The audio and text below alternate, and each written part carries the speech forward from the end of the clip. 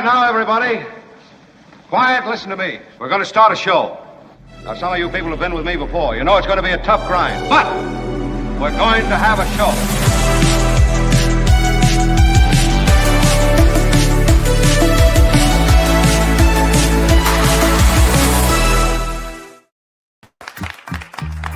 And hello, all. Thank you for that smattering of recorded applause. With the headphones are too hot. I don't know what I'm doing. They're off now. Can you not? No, is that better? Yeah. Okay. All right. I don't know. This is what this. Who is producing this show? Exactly. Whoever is producing this. What is going on? I am begging you. How the am I day has supposed to started join? in the worst ways. All right, like every other day. That is the voice of Courtney. You'll hear more from her in a moment. I'm very excited to have Kim on board. Kim, how are you? And also Tony Thanks, is Tony. here. Tony and I have prepared a great show for you as we scrambled. Kim was MIA for most of the morning. Don't know what happened. Maybe she wants to discuss. Maybe not. We'll work it out. We have a personnel department or something? It's nice that you've given her options. Yeah, I'll see you at HR. You haven't started it publicly on My air. God. That's not fake. That's real. I'm telling you, it is real. You just don't get it. You don't get it. This is a real job, actually. All right, so this is what we're doing today. We'll talk about troops in American cities, a judge's ruling, now 2 judges ruling, Trump judges slapping down Trump's flex. It's kind of an authoritarian flex, and I think it's sort of a warlord flex, you know. Let me get my army to beat back your army. If you can't start a war overseas, why not start a war at home? We got a couple of other kind of wild stories. I've got a story that is sort of interesting today, and I'd love to include it at some point during the show, that reflects sort of all of America right now, and yet it has nothing to do specifically with Trump or with the troops or with the government closure. It's about craft beer. But in the craft beer story, there is really so much that is affecting American life. And craft beers are going away. And I was reading this interesting piece, and I thought I'd share it, and I'll get to it in the next couple hours at some point, just because it does reflect so much of what's going on in America right now. Courtney, welcome to the show. I invited you in because... I told you I needed to come on air. Okay. There was that, right? I mean, it's Um, like you invited me as a reaction to what I mentioned yesterday. yeah. Girl, you just I don't know.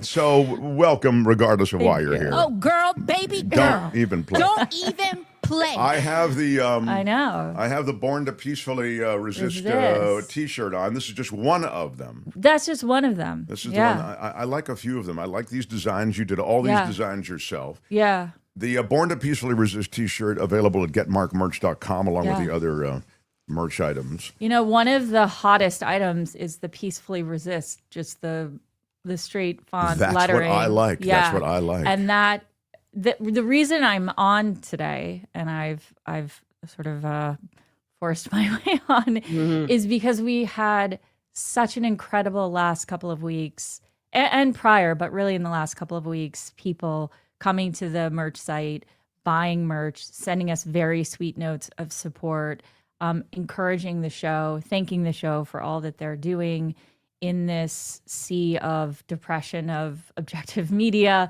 And so it just is really nice. And I wanted to thank everybody. In fact, what I was doing when you tossed this to me was reading a note that we are, in fact, in the top 10% of the shops on our third-party site. And we have only been up for like a couple months. So it really is a testament to this incredible community. I am writing everybody back, thanking them for supporting the show. And we can't wait for No King's Day. And we really hope that you'll send us photographs of your wearing the merch outside, peacefully protesting, peacefully resisting this fascist government. Yeah, peacefully sending the message. And it is true. You know that, I think you see it there, Tony, that white mug that just says peacefully resist. You see it? Yeah, that's the one. that's on a shirt too, and that does seem to be like really popular. I love it too. It's my favorite. I'm having this is the mug I have in my hand right now. Yeah. That's a large mug. There's smaller mugs. There's even bigger mugs. So you can find that. So the font, the lettering, the design, Courtney works really hard on that, and it's cool to see that so many have spark to it. And a couple of people you'll really have like back and forth sort of suggestions or relationships with Courtney on the merch, and that's really great as well. I mean, you did such a great job. Thank you so much. I mean, honestly, it wouldn't exist without you. I mean, we're all pretty crazy busy, and so I doubt we would have attended to this the way you did. And it's wonderful that you included, teas and mugs and things that sort of both communicate the message and also are stylish. And your idea of having people take pics and then send us the pics of you wearing this stuff at a No Kings Day protest, whatever it might be, please do share it, and we will. We'd love to get it in and kind of put together a little thing and share it on the air. So, and thank you for publicly praising me. That was really why I wanted to come on the air this morning. Yeah, no, I know. I think we all need it. We all need it. Yeah. All right. But yes. I just wanted to mention that I don't know if the shipping will get to you by No King's Day at this point. There's always been in this country 30 to 35% idiots. Those are not the people buying our merch. No, those are the other people. Those are the people angry about Bad Bunny. But so I just say if you are looking for something for No King's Day, we'd love for you to visit our store, support the show. We read every note, we respond. We are so grateful. I'm just not sure the shipping will get to you because it ships from different parts of the world. Yeah, so now if you order... check. That's it. Oh, you're saying it is possible, but it's not likely. But just can't guarantee it now. Yeah, so just check. Do the mugs come in left-handed mode for lefties? I get it, for lefties, because a lot of people are on the political left. Got it. Yeah, I think ours are user safe for the lefties. For lefties, the slogan we encourage the lefties. The slogan isn't seen by others; it faces the drinker. I see. Well, I always have that question. I can flip it. No. But this is a question. Like I have the mug here, so by doing this, you can see the message. But if I had the mug on my left, I would pick it up, and you just would see the Mark Thompson Show logo, and so that would be different. Flip it. I mean, no, I think it's fine. I don't know. I think it was just I don't know what that question was. I think it was half-heartedly mirthful. I don't know, but anyway, probably rhetorical. Thank you. Fabulous job. Courtney says Dillette bought a bunch of stuff. I know. I'm Dillette's so awesome. grateful. I'm looking at the socks right here. They're wonderful. They're fabulous. Oh, yeah. Let me see the socks. But I will say, if you're looking for the limited edition designs, they do include the Mark Thompson Show. It's just on the back. And I will say for sizing, I have been working on shirts that are specifically for women. I don't know as well the cut, but the shirts that are up there right now that are the limited edition designs, they are true to size. So I am a size 4 women. I can wear a small. It fits me perfectly. So if that helps at all with sizing. I don't know what you're talking about, but it sounds like you're well on it. All right, listen, thank you very much, Thank Courtney. you. We Thank adore you. Very you. much. And Thank you for having me. Truly, thanks for all the help on the merch, and really have kind of animated a part of our show that wouldn't exist. So thank you. The Mark Thompson Show. I know if you're just joining us, you're saying, boy, I love this new show. They just talk about their merch for 15 minutes. It's great. Yeah. Well, we just wanted to really honor somebody who has worked very hard. She really does write everybody back, and it's quite extraordinary to see her dedication to it. So I'll be wearing my Peacefully Resist t-shirt on No King's Day also, says Nancy V. Bravo, Nancy. Yeah. First into the chat today was Zero Sum, and I believe also Keisuke Warner. Are you kidding? Happy birthday to my son, Andrew, in Rochester, New York. Best teacher and father. Andrew, happy birthday in Rochester, the home of David K. Johnston, who is our brilliant Tuesday visitor. And Keisuke, what a generous donation you've made to the show. A $50 super chat. That really does help us. Thank you so much. Big shout out. Big shout out. Birthday. Woohoo. Yeah, Andrew, happy birthday. Good stuff. All right. Well, without any further delay, let's talk about what's happening. Thompson Show. Yeah. I have a couple of things to share with you. There is, of course, a focus on Portland and Chicago, two cities that have found themselves in the crosshairs of this president.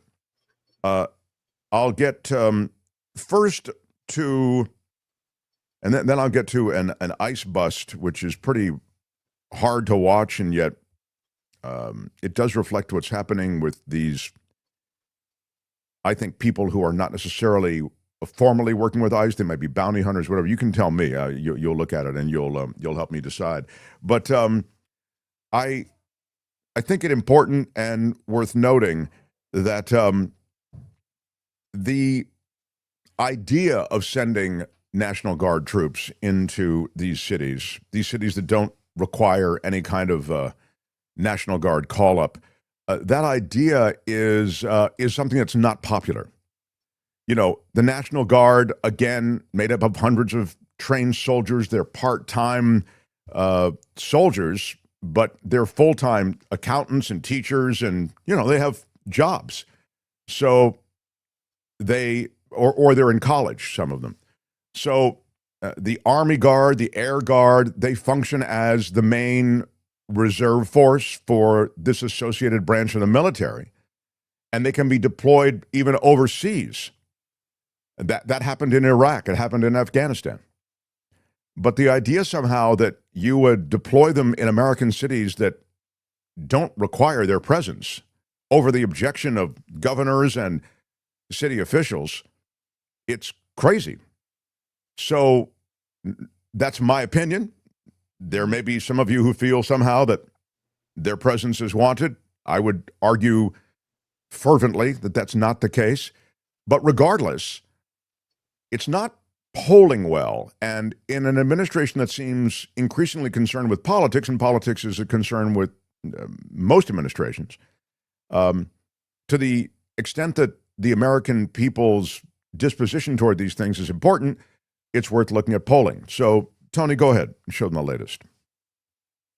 You have another really interesting way at looking at this. That President Trump seems uniquely focused on Portland, on Memphis, on these cities and crime there. What do voters think he should be focused on? Okay, so if you saw the opening slide on this segment, right, it was, has Trump taken his eye off the ball? The American people believe, yes, John Berman, Donald Trump has taken his eye off the ball. There is too much focus on putting troops in the U.S. cities. 52%, the majority of Americans agree that the Trump admin is focusing too much on that. Where do they want him to go? They want him to focus on lowering prices. 75% say there's too little focus on lowering prices. This is the reason that Donald Trump was put into office, was to lower prices. And at this particular point, 3 in 4 Americans say there is too little focus. Donald Trump is focusing on the wrong things, and they don't like the way he's going about it.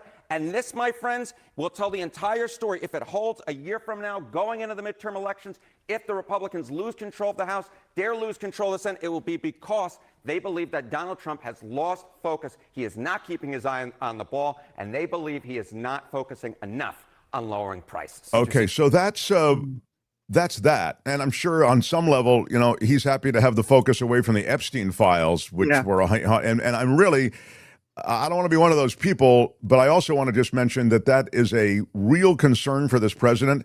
He likes to keep the Epstein thing out of the news. And you saw perhaps that Ghislaine Maxwell, her appeal to the Supreme Court has been rejected now. The Supreme Court is not going to take up that case. So that means the only way she can get out of prison is if he commutes her sentence, if he gives her clemency. That would be the way that would likely go down. And that may happen, you know, later in his administration or on the way out if this administration ever does go out. Let's look at the Tapper Pritzker conversation. So this is the governor of Illinois talking about the fact that Donald Trump is wanting to send troops to Chicago, and there is an ICE flex going on in the city of Chicago now. I think it starts with the Kristi Noem cut, and you can hear how her view of things on the ground is different than perhaps those views of others on the ground. Go ahead. People on the streets are clapping as we do our work. They're clapping as these officers are arresting these bad criminals. This is a war zone. His city is a war zone, and he's lying so that criminals can go in there and destroy people's lives. Where we have gone, we've made it much more free. People are much safer. Joining us now to discuss Illinois Governor JB Pritzker. Governor Pritzker, what's your response to Secretary Noem? And as a practical matter, since you oppose this troop deployment, is there anything you can do?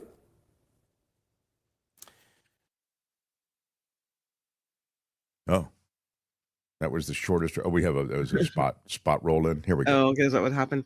Good morning, Jake. And let me just say that the secretary doesn't know what she's talking about. She frankly says that people are clapping. They're not. They're booing her on the street, and they're booing ICE and CBP. They're marching, the CBP marching on a beautiful Sunday in Michigan Avenue in downtown Chicago.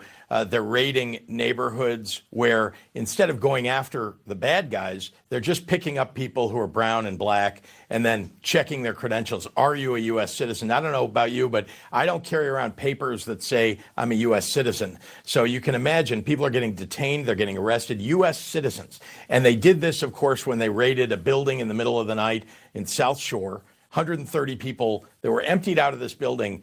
They were going after a few gang members, and instead they broke windows, they broke down doors, they ransacked the place, and there were people that were held, elderly people and children zip-tied. Elderly people held for 3 hours at a time. They are the ones that are making it a war zone. They need to get out of Chicago. If they're not going to focus on the worst of the worst, which is what the president said they were going to do, they need to get the heck out. So let's talk about that. The federal agents this week carrying out this massive nighttime raid on this apartment complex in Chicago. Reportedly, they used drones, helicopters, military-style vehicles.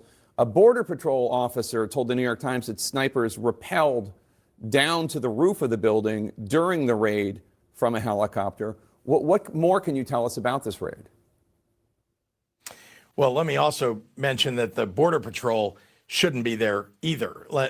They're claiming that the shores of Lake Michigan are the border of the United States, and therefore they should be in Chicago. They belong on the borders, truly on the borders, and where there may be some mayhem that they need to deal with, but it's not in the city of Chicago. What happened at that building is shameful. Our Department of Children and Family Services are investigating what happened to those children who were zip-tied and held, some of them nearly naked, in the middle of the night. And again, elderly people being thrown into a U-Haul for 3 hours and detained U.S. citizens. What kind of a country are we living in? And this raid at this building is emblematic of what ICE and CBP and the President of the United States, Kristi Noem and Greg Bovino, are trying to do. They want mayhem on the ground. They want to create the war zone so that they can send in even more troops. Now they're claiming they need 300 of Illinois' National Guard. Well, we didn't need them before they showed up. And what they ought to do is allow us to work with FBI, ATF, DEA, who are civilian law enforcement and understand how to target and take out the bad guys. DHS says that CBP officers shot and wounded a woman in Chicago yesterday after, they say, she allegedly rammed a law enforcement vehicle, and agents were boxed in by multiple cars. The spokesperson for DHS, Tricia McLaughlin, accused Chicago police of leaving the scene and refusing to assist agents in securing the area. What do you know about this incident? Were federal agents boxed in and assaulted? Well, we don't have a lot of facts. What happens in these sorts of incidents is typically ICE puts out a press release before anybody else can speak with the press, and then it gets reported on social media and elsewhere. Remember, these are the same folks who killed a person, unarmed person, just a couple of weeks ago in Franklin Park. At first, they said that the officer had been threatened with his life. The reality of it and the truth of it has now come out, and that wasn't the case. They killed somebody. So here, it's really hard to know exactly what the facts are, and they won't let us access the facts. They are just putting out their propaganda, and then we've got to later determine what actually happened. Trump is also trying to deploy the National Guard to Portland, Oregon, after a federal judge there, appointed by Trump, I should note, temporarily blocked that effort. Top White House advisor Stephen Miller blasted that ruling as, quote, legal insurrection and said, quote, the deployment of troops is an absolute necessity to defend our personnel, our laws, our government, public order, and the republic itself. What did you think when you saw that statement from Stephen Miller? Well, let's back up and remember this judge is a Trump-appointed judge. This judge actually said what I think should be said about all of what Donald Trump is doing, which is it's untethered from the facts. That's what the judge said, that what the government is doing, what Trump is doing is untethered from the facts. That's the case. He was claiming that it's mayhem on the on the streets of Portland. He's saying that, Chicago is a war zone. None of that is true. They're just making this up. And then what do? They fire tear gas and smoke grenades, and they make it look like it's a war zone. And they, get people on the ground are frankly incited to want to do something about it appropriately. I mean, if you are on the ground and you're having tear gas pellets fired at you, as they have been doing in Broadview, Illinois, you want to react. You want something to happen, and unfortunately, they're using every lever at their disposal to keep us from maintaining order.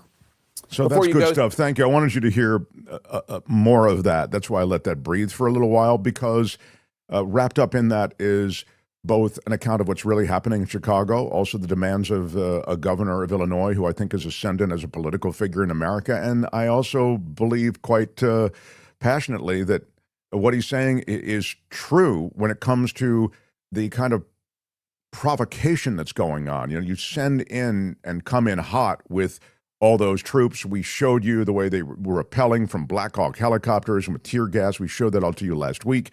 And I think there is a lot here that, a public and residents of various areas that are affected are not going to stand for. And so there's a lot of pressure on local officials and government officials to do something, make this stop. And in that spirit, again, the reference to the judges who have interdicted in effect. They said, no, you can't do this, Mr. President. These are Trump-appointed judges who are saying it is untethered from the truth, from the reality. And that's and of course, that's true. The other side of this, though, is that Trump has grabbed a bunch of California National Guard people to send to Portland.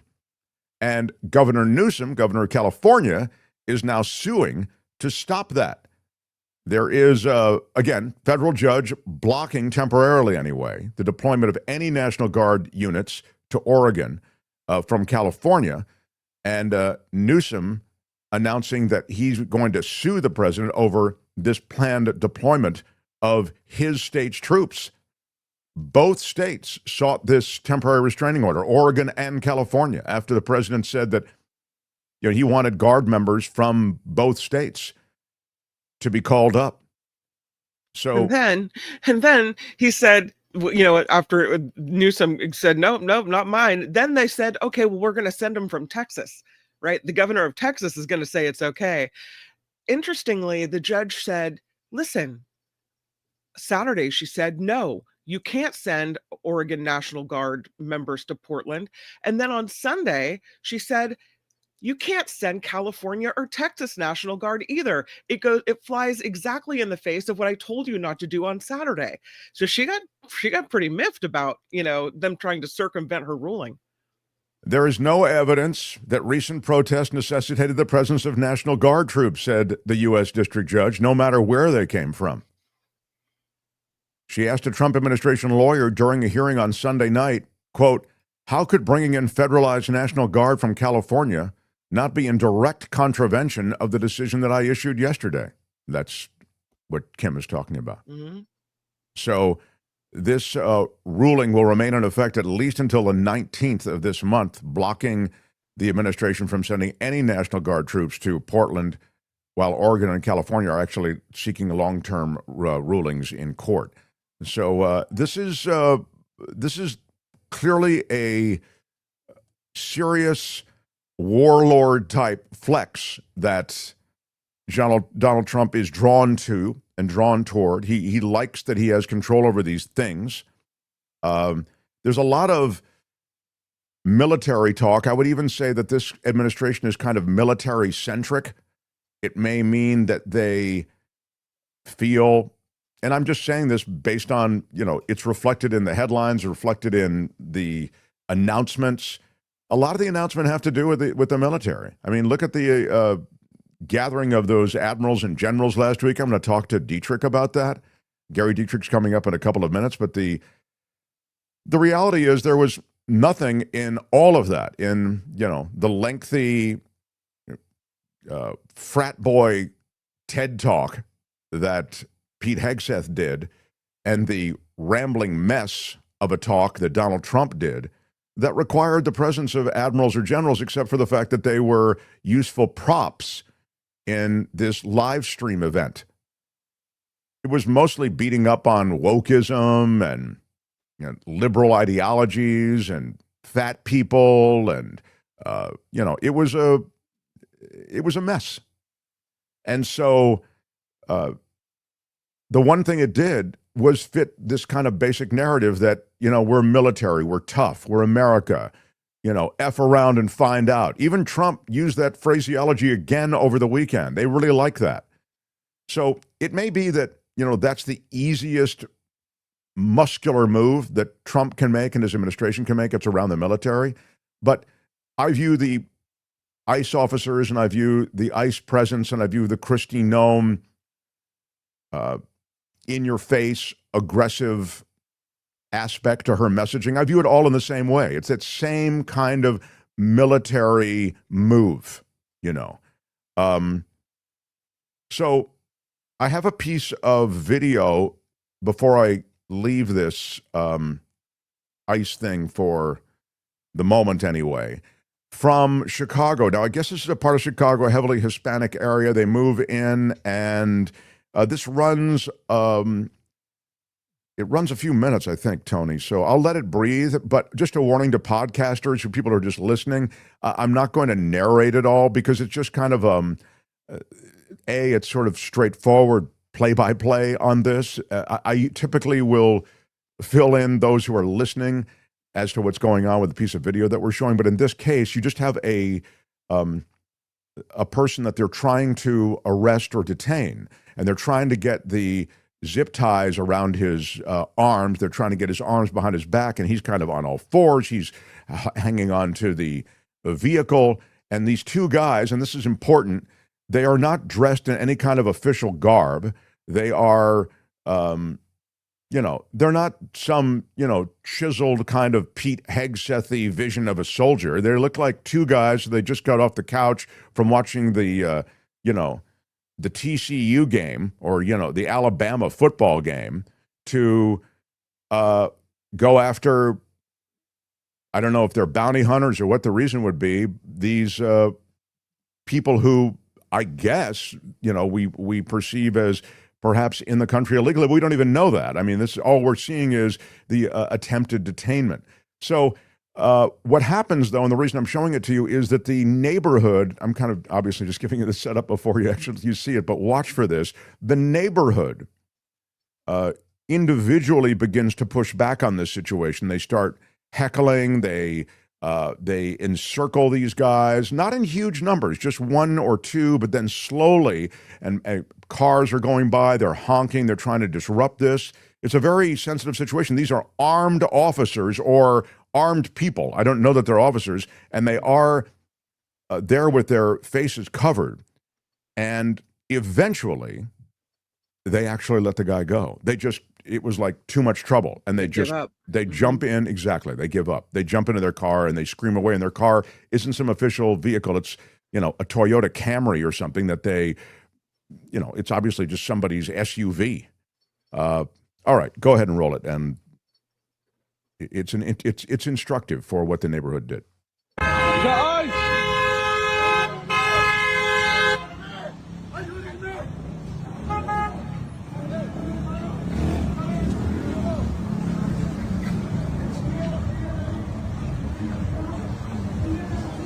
La migra!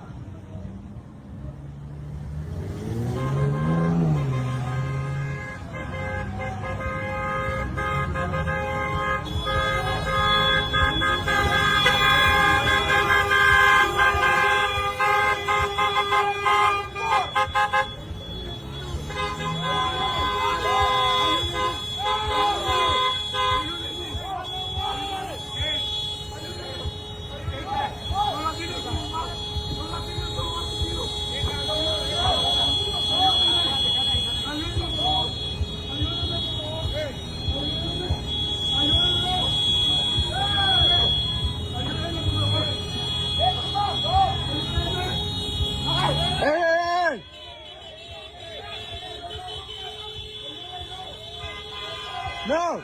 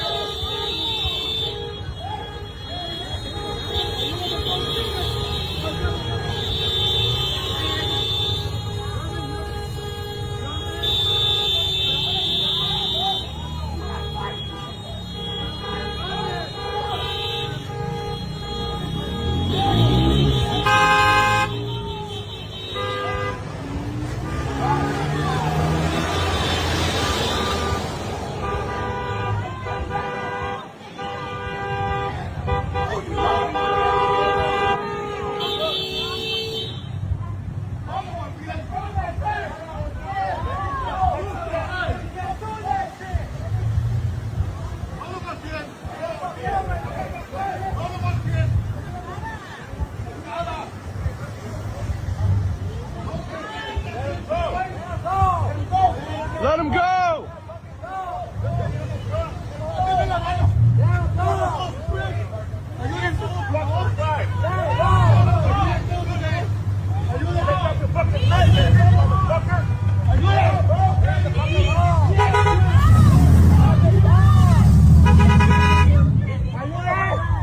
Let him go!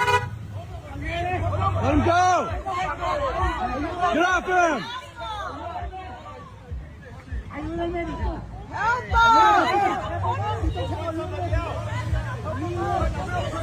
Ayúdame, quítalo.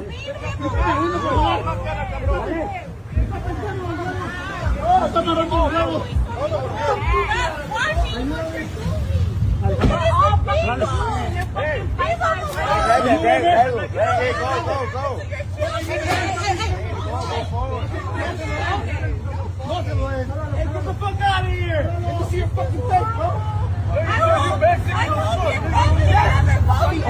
Let him go!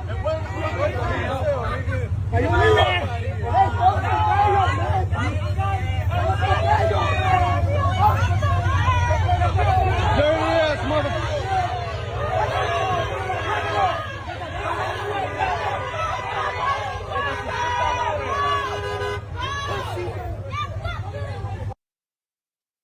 Wow.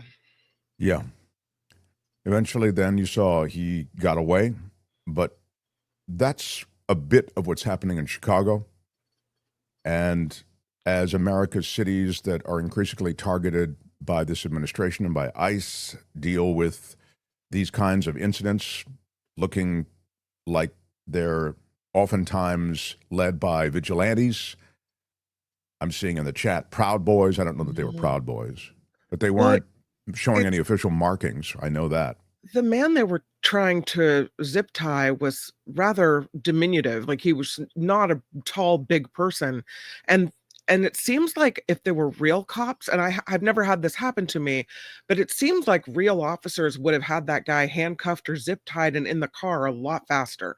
Yeah, I think that's a good point. They didn't seem like they were particularly well trained. It was more of a kind of a wrestling match. And they were armed, though. And so on some level, I'm presuming they were deputized to carry arms, or they have some sort of license to back up the fact that they were armed. I mean, that's tricky as well. I mean, you can see how easily these situations go sideways. And I'll just mention this, and I'll bring on Gary Dietrich after this, but I just want to mention that, ICE agents roughed up 281. She was 84, and I think her husband was 82 years old.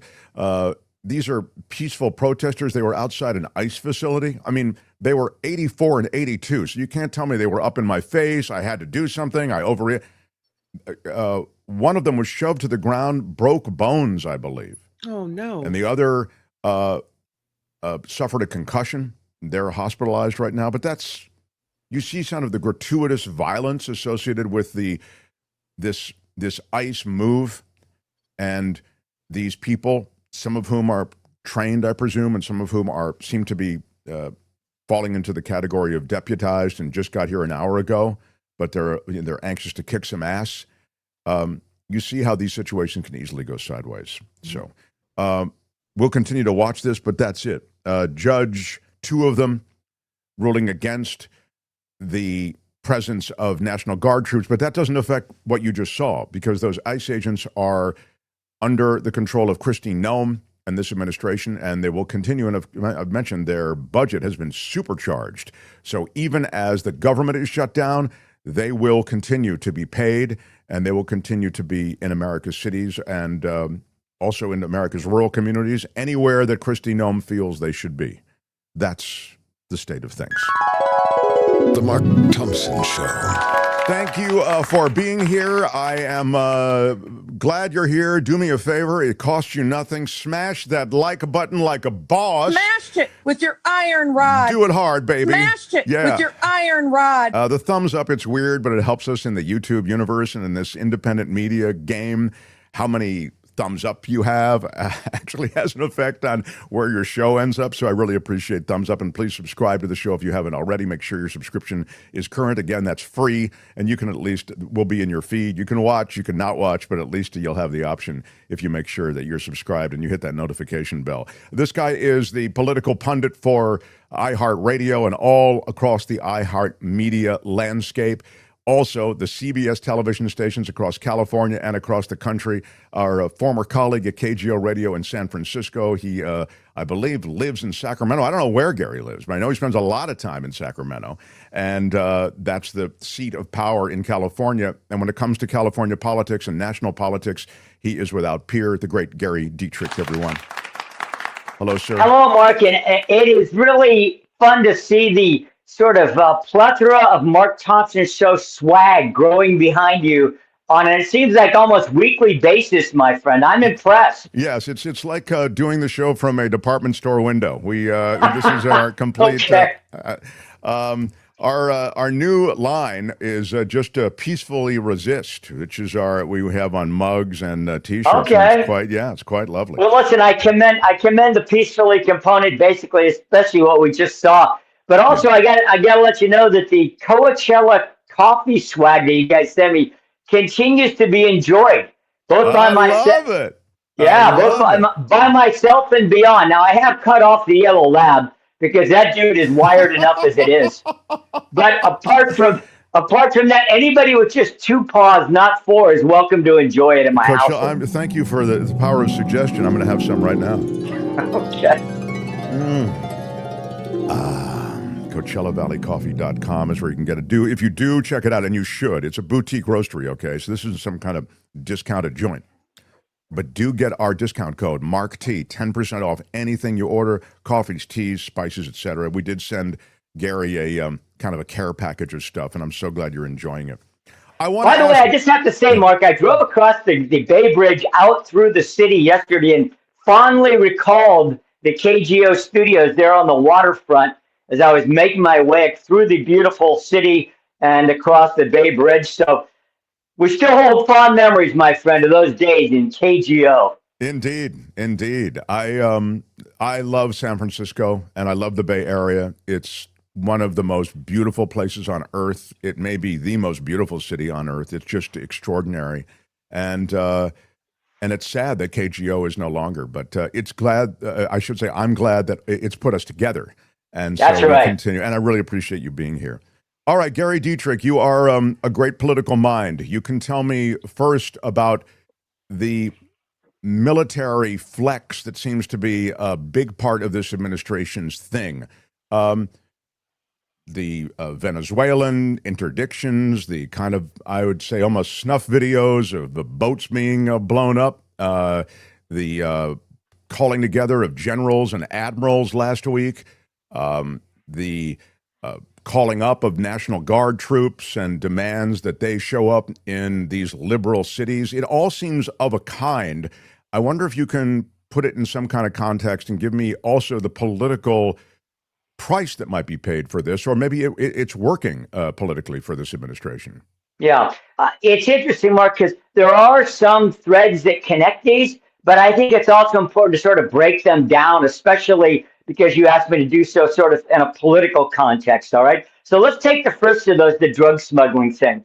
By all accounts, that has been fairly well received by the public. Now, there's question marks people have about doing so in international waters. The most recent one apparently happened not that far off the Venezuelan coast. But there is strong public support for drug interdiction. I mean, the fentanyl crisis is now pretty much become a bipartisan concern. And there's a strong sense that it has not been well stopped over the last decade or so, that those numbers continue to grow. The deaths among young people continue to grow. And so the so-called status quo, keeping the drug cartels as they were, so to speak, has not been politically popular on either side of the aisle. It's like, we got to do something more. So this has been the Trump response. I think the real key to this, Mark, is going to be, does this become normative, or does in some way, some form, this begin to really stem the tide? I mean, there was $100 million drug bust in the last couple of weeks, the biggest one in U.S. history as part of all this. And, that's fairly politically popular. We'll see where it goes from here. As far as the generals coming together, people talked about how unusual that was. But what really got the headlines was, hey, we're not going to have any fat generals and fat admirals walking the halls of the Pentagon. And there was pretty widespread support for this notion of, hey, look, if you're going to ask they used to call them grunts, right? The American Army privates. If you're going to ask these guys to pass military stringencies in terms of physicality, you can't have their top brass walking around look like they could barely get across the street. So there is some popular sort of leanings to that in terms of, look, up and down the chain of command, you got to toe the line. Now, the key, Mark, is going to be what is asked of that top brass going forward. Apart from their own physical, attributes, et cetera. Is there a new emphasis that's going to come out of this? Because what really came out of it was, hey, you're going to toe the line and everybody else is going to toe the line. There's not going to be any exceptions anymore. And then the last thing, the ICE deal, is really particularly interesting because, Mark, what's really happening now, and there's not clarity about who those two individuals, as you rightly point out, were, but what's happened, I think, that's become a big challenge for ICE is the wanting to add 50,000 new officers, remember. Many of them recruit out of local law enforcement around the country. And when you're moving that quickly to integrate that many new bodies into any kind of a law enforcement force, there's going to be challenges. And certainly they're facing those now. I want to go back just for a second to the admirals and generals being collected. The idea somehow that, and of course I wouldn't argue because you're so good on politics, like if that's what people really took away from it for the most part, as you're seeing and, in various polling and, you kind of have your hand on the political pulse. If what you're seeing is that they took away that there are not going to be any more fat admirals and fat generals, then I wonder why the F you need to collect everybody from all around the world just to tell them that, all of a sudden we're going to ask you guys to do push-ups twice a year and evaluate your physical stature or whatever. But here is a little of the reaction, because it was about also, it seemed, heavily geared toward anti-wokeism and the idea somehow that, we're a soft service before, we're not going to be a soft service anymore. There's sort of a suggestion that women integrated into the military. We know Hegseth's general disposition toward that has somehow weakened the force. It doesn't seem to be the truth based on what I'm hearing and seeing from general after general. Play a little bit of this, Tony. This is from over the weekend. You kill people and break things for a living. In this profession, you feel comfortable inside the violence so that our citizens can live peacefully. Lethality is our calling card, and victory our only acceptable end state. What do you think that means? Well, first of all, it's not connected to the reality of how these things happen, how wars are won. First of all, the political leadership has to describe the end state. What is it we're going to do? Why are we sending troops somewhere? What are they supposed to accomplish? And usually it's not going to be by killing everybody in sight. So I think there's a disconnect between this idea that it's all about lethality and that we kill people and break things. That's not the mantra of any Army unit I was ever in 38 years. It was always about accomplish the mission that was assigned to us, carry out every lawful order, and do it in such a way that protects civilians and ensures that all of our soldiers are protected and come back home safe. This idea of break things and kill people, that's what the Russians did in Bucha and Mariupol. That's not who we are. We're the soldiers of a free, democratic country. It is true. I thought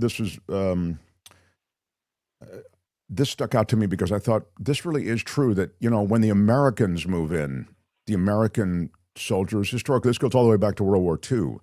There's a sense, maybe it's just implied, there's certainly exceptions like the My Lai massacre, and there are exceptions all along the way. There are even exceptions out of Afghanistan and Iraq. I can point to them. I mean, soldiers who were actually brought up on charges, et cetera.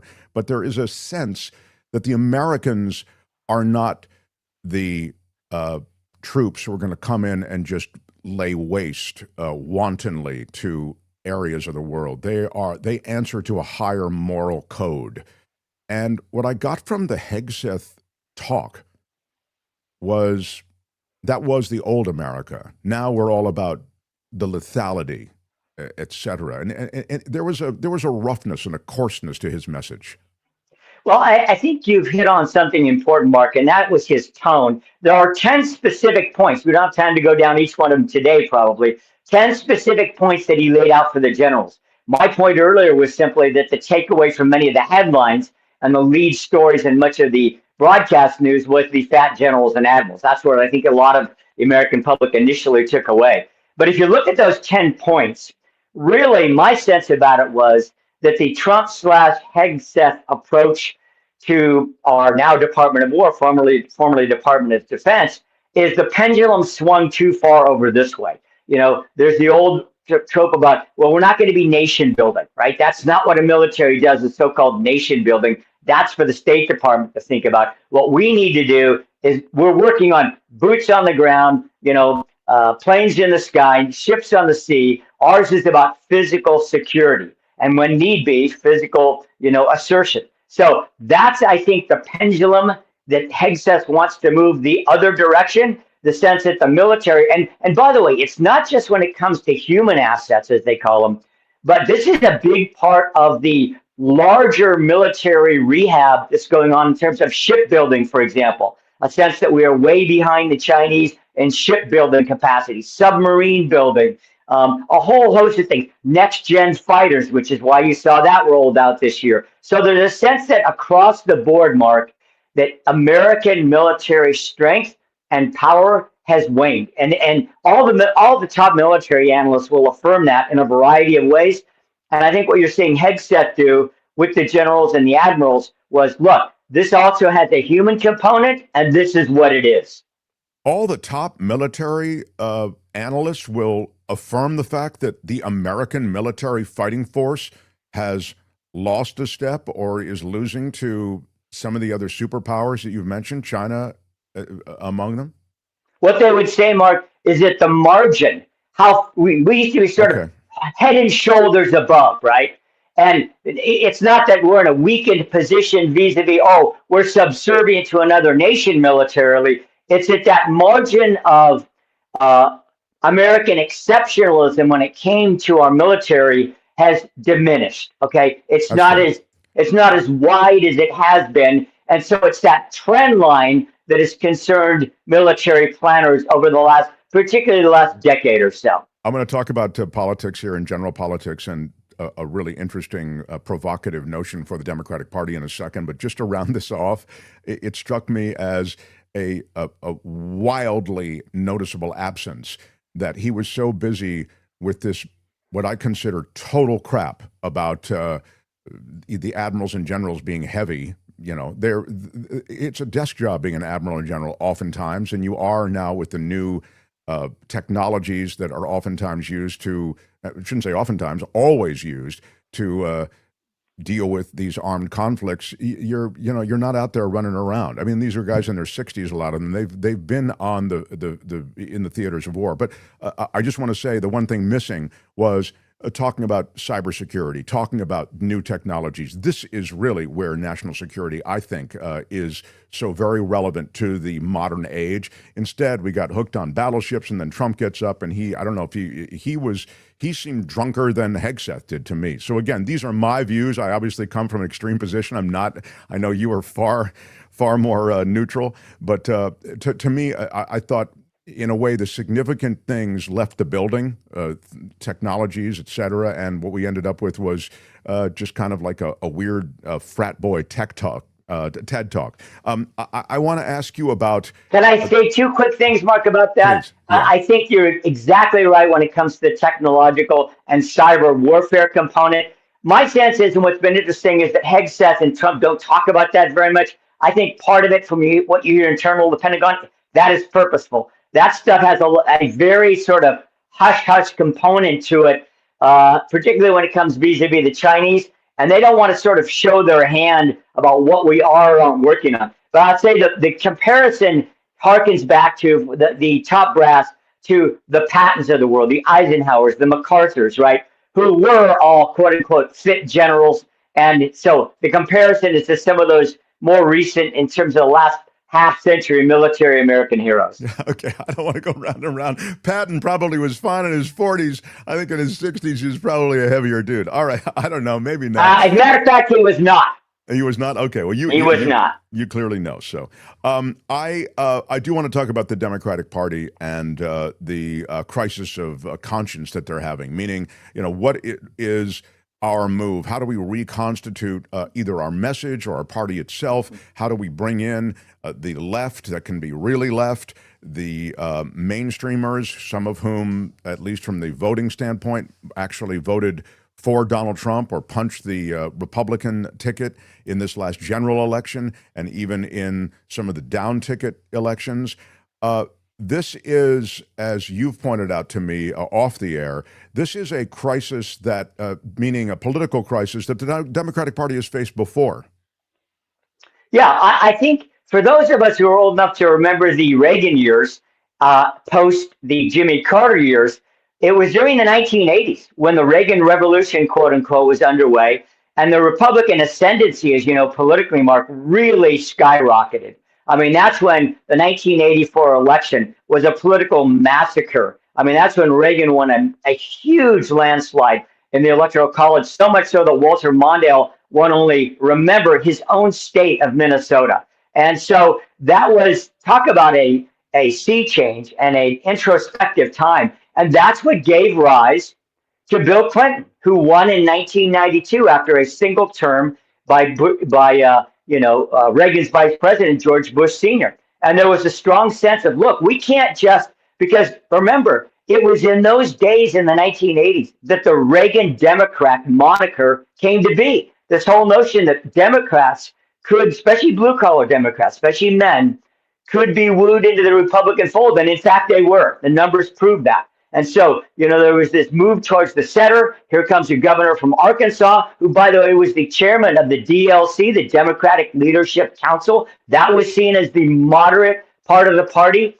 And that is something now that people are looking at. Look, maybe this is the direction we need to go. That is not widely shared. And it wasn't then. It took several election cycles for this to really parse out, which direction is the Democratic Party going to go? More back towards its liberal roots, which they perceived Jimmy Carter had somewhat abandoned, or is it going to go in this more moderate way? It eventually, with Al Gore and Bill Clinton, for 2 terms, went to that more moderate approach. And you can look at even a lot of the policy things they did, like workfare, the reforms to welfare, and a whole host of things that definitely moved the Democratic Party towards the middle. I think the difference now that's interesting that people are pointing out is, where are the elected officials to take up the charge of that mantle? Because in those days, it was Clinton and a lot of other Southern and Midwest Democrats that helped lead that charge, who were part of that DLC movement.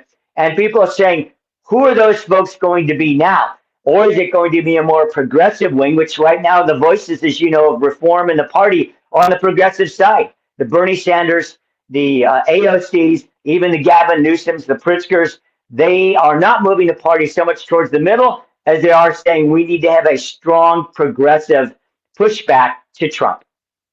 It's interesting, too, that if you look at the New Jersey political races, they are pointing to Josh Shapiro. I was reading a piece over the weekend about that. In other words, the success of certain kinds of Democratic leadership, and to the extent that that can be informative and instructive as to how you move forward, what's working already in various parts of the country.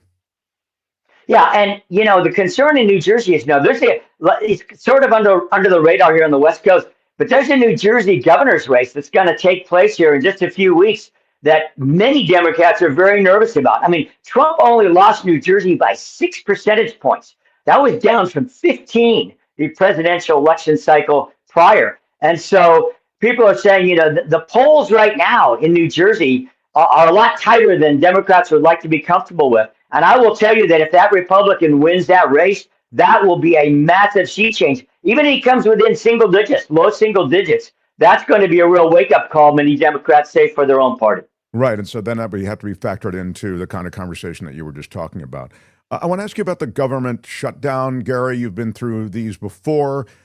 This one seems so far to be maybe a little different. I'd argue that both sides seem to feel as though they are winning this politically, and the political part of it seems to be what they are preoccupied with. That's, again, because nobody's missed a check yet. You know what I mean? It's just we've just started. But there are real-world consequences. I mean, there are intense, grim consequences to the government shutdown. But I wonder if you can give me your political analysis as you look at things.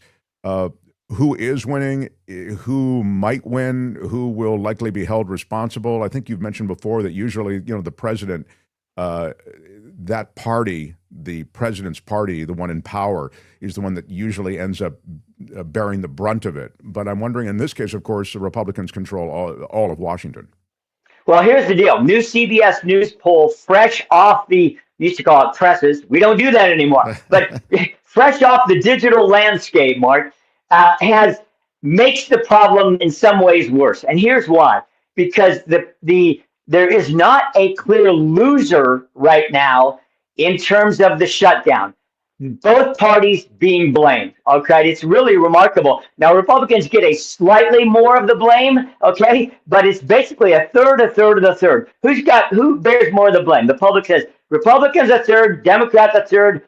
Both parties equally a third. All right. Now, there's some variation. I think it's like 39% for Democrats and low 30s for Democrats. I mean, for Republicans and then Democrats. But that's not a big margin. It's not like you've got a 25 point spread that would cause one party that needs to buckle. And that is part of the problem, that there isn't a huge sort of, you guys are the problem. You better get your act together today. That's part of it. Now, in terms of pressure points politically, there is one coming up. October 15th would be when the military paychecks come out. A lot of people don't know this, but those will not go out for service members if the shutdown is still occurring. A lot of folks inside the Beltway are saying that could be when things start really getting ugly, when the pressure really gets turned up. You cannot, on the one hand, hold a big rally of the top brass, and on the other hand say, oh, by the way, you're not getting paid, you average rank and file military folks, coming up here in just a little over a week.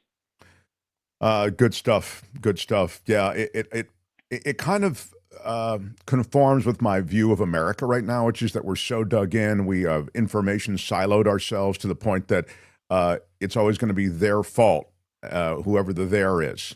Democrats, Republicans, Democrats, left, right, etc. So I don't know that there's a whole lot of objectivity anymore in evaluating these things. But I think your last point is so compelling. Yeah, once these checks don't go out, the arithmetic begins to change and the heat goes up. Give me I know you're not a prediction guy, but give me your sense of how long you think it will go on. When do you think this will break? And we'll get government open again. Let me preface by saying most folks in Washington think that the real pressure point, the actual political pressure point, is on Chuck Schumer and these 5 Democratic votes that are needed to move the House passed version of a continuing resolution. Okay, it's just a kicking the can down the road, but it does so till about Thanksgiving, and that is passed the House. They keep voting it, taking votes on it in the Senate. It doesn't pass. There are 3 Democrats that have sided with that, 1 Republican, Rand Paul, that has not. But the pressure point is on Schumer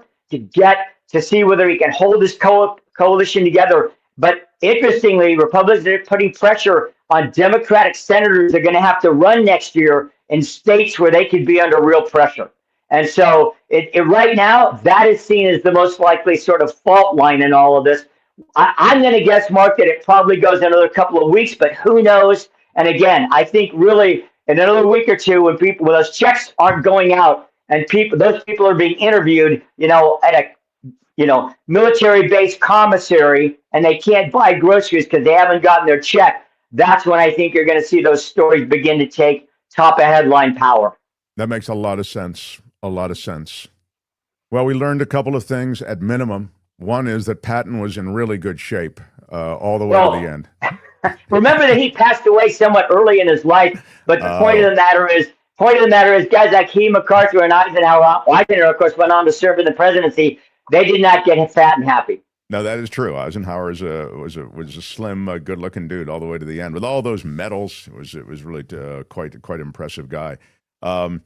All right. What was the other thing we learned? Oh, we learned a lot. I don't know, Gary. I learned a lot actually during this time. I think the whole idea of the Democrats in both crisis, but a crisis that has been visited upon them before. Looking for an identity that cuts through. I thought that was really instructive. So if you guys are just joining us, go back and watch that entire the conversation that we've had with Gary Dietrich. You can find him on iHeartMedia, across the iHeartRadio network, also across the CBS television stations, and here on Mondays, our wonderful friend, Gary Dietrich. Thanks, pal. Thanks, Mark. Have a great show. Yeah, thanks so much. Gary is brought to us, as you know, every week by Bill Campbell at RE/MAX Gold. If you're relocating into or from Northern California, shout out to Northern California. You need a highly respected real estate agent. A professional like Bill Campbell can help you in your life. When it comes to real estate, it's Bill Campbell, RE/MAX Gold. Call or text him 530-448-7474, 530-448-7474. You can just ask him about the real estate market now, appraisals, decisions, moving, selling. Gary Dietrich, a great linkage to Bill Campbell at RE/MAX Gold. Right on. The Mark Thompson Show. I am so glad you're here. By the way, apparently, this is just a little note. Donald Trump apparently is an extraordinary physical specimen. There's been a lot of question about Donald Trump, my Lord and Savior, his physical prowess or his physical state, his, it's even been suggested that he's pretty ill right now. The bruising on his hand, the slowing of his speech, the slowing of his gait. But apparently he was making the statement quite strongly that he's in good shape. And he points out that he was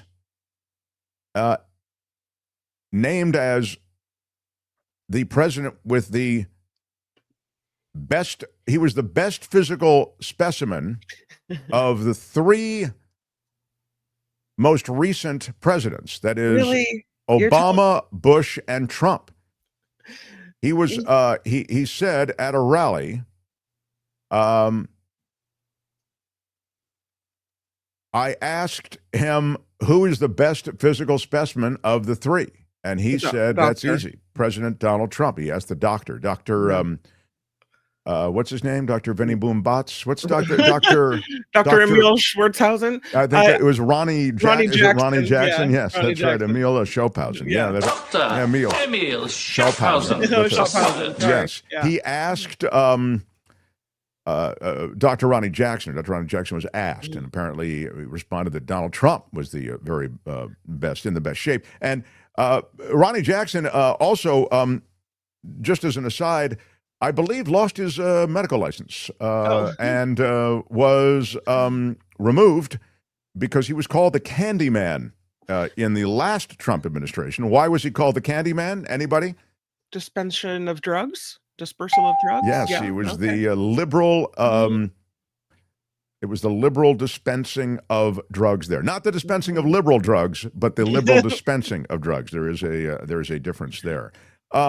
I also thought I had something else from my Lord and Savior, Trump speaking about the fact that he was hip to Osama bin Laden before 9/11 and actually put it in one of his books and mentioned Osama bin Laden. Watch that Osama bin Laden. Here's a little bit. You can hear it from his lips.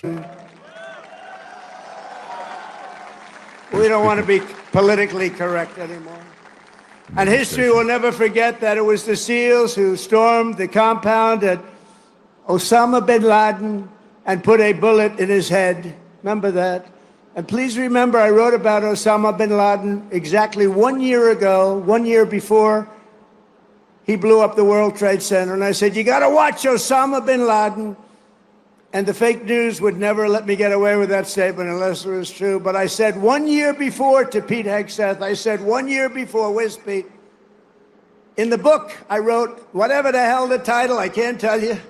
But I can tell you there's a page in there devoted to the fact that I saw somebody named Osama bin Laden, and I didn't like it, and you got to take care of him.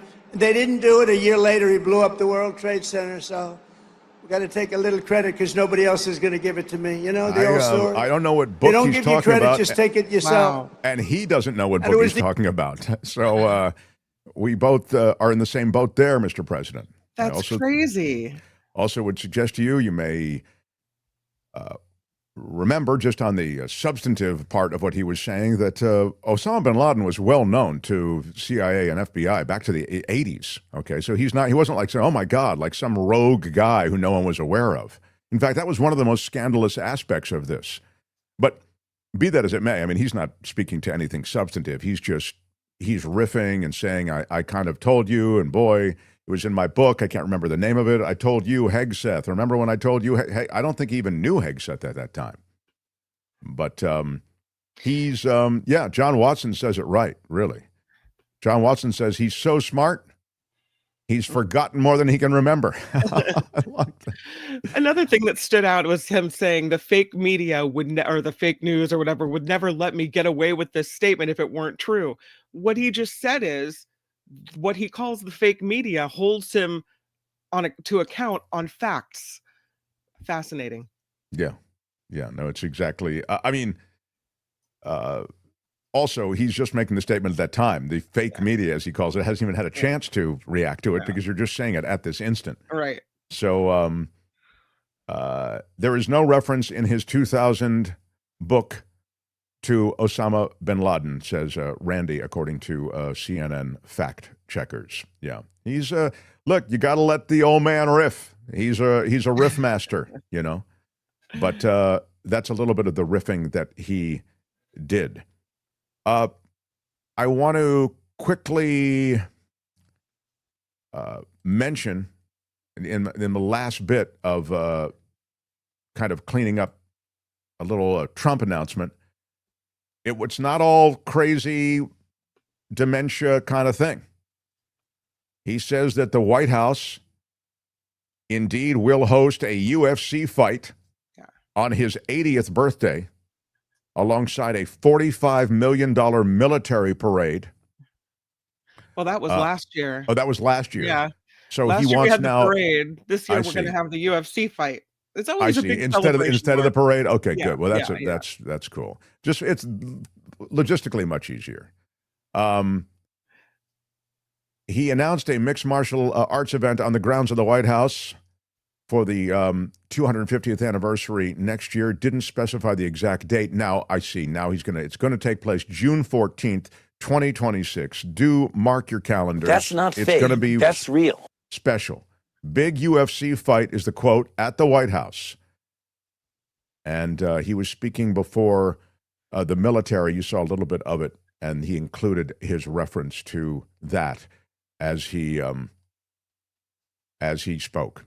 Kim's news. We'll get a little bit of what's happening around the world, and then we will get back into things. I do want to mention later this hour that we have a word about animals, right?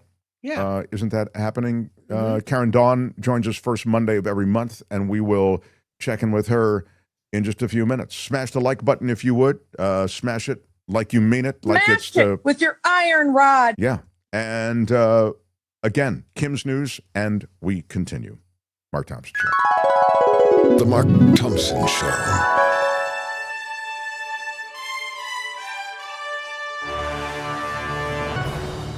On the Mark Thompson Show, I'm Kim McAllister. This report is sponsored by CoachellaValleyCoffee.com.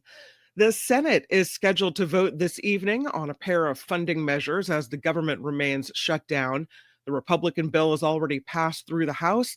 The other proposal, backed by Democrats, is backed by Democrats. Both, though, have failed to pass several times as the stalemate over the government shutdown rolls on now into day number 6.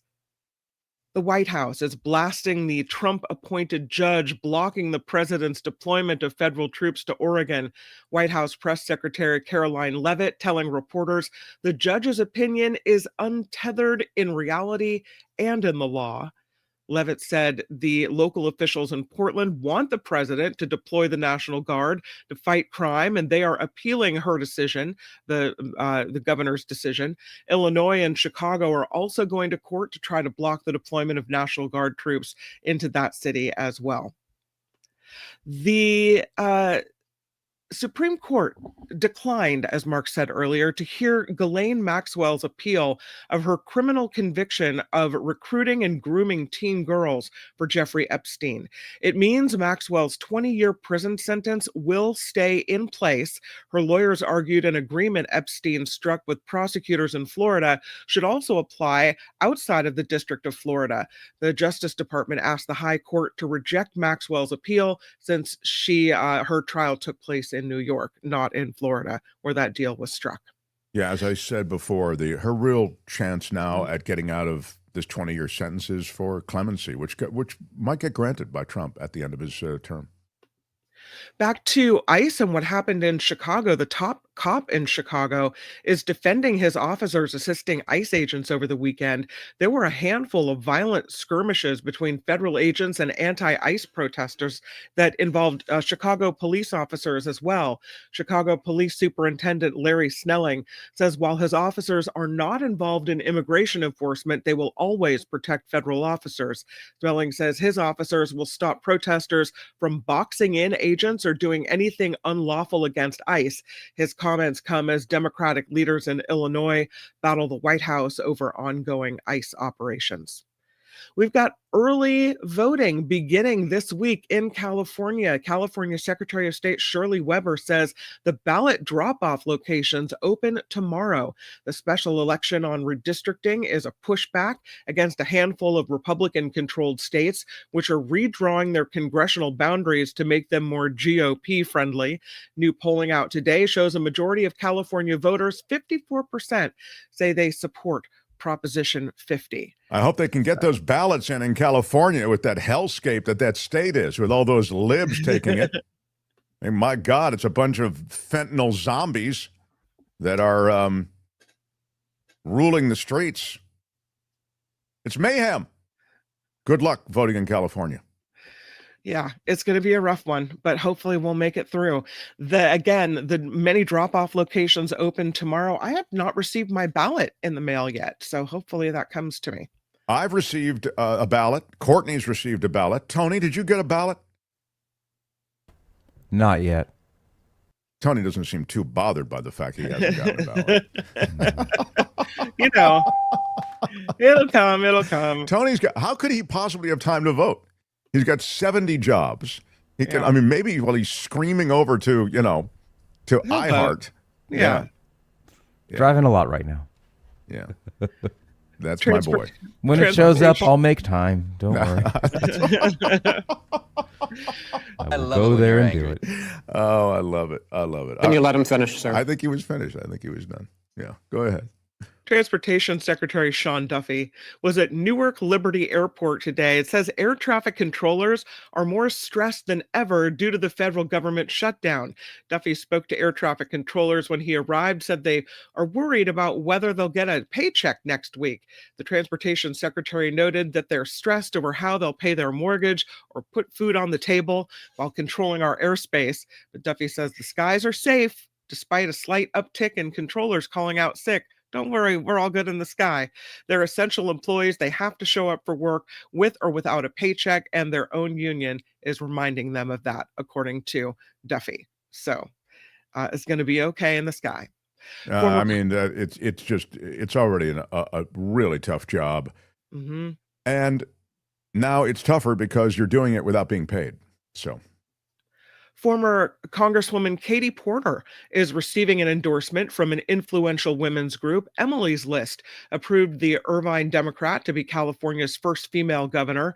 Emily's List promotes female candidates who support abortion rights. It's unclear if the group will spend any amount of money to support Porter's campaign, but a feather in the cap of Katie Porter.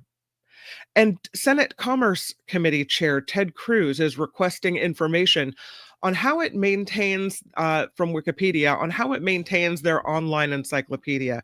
Cruz voicing concerns about the platform's alleged potential left-wing bias in a letter written to the CEO of Wikimedia, the foundation. The Texas senator took aim at Wikipedia's reliable sources list, as well as how the Wikimedia Foundation distributes grant funding.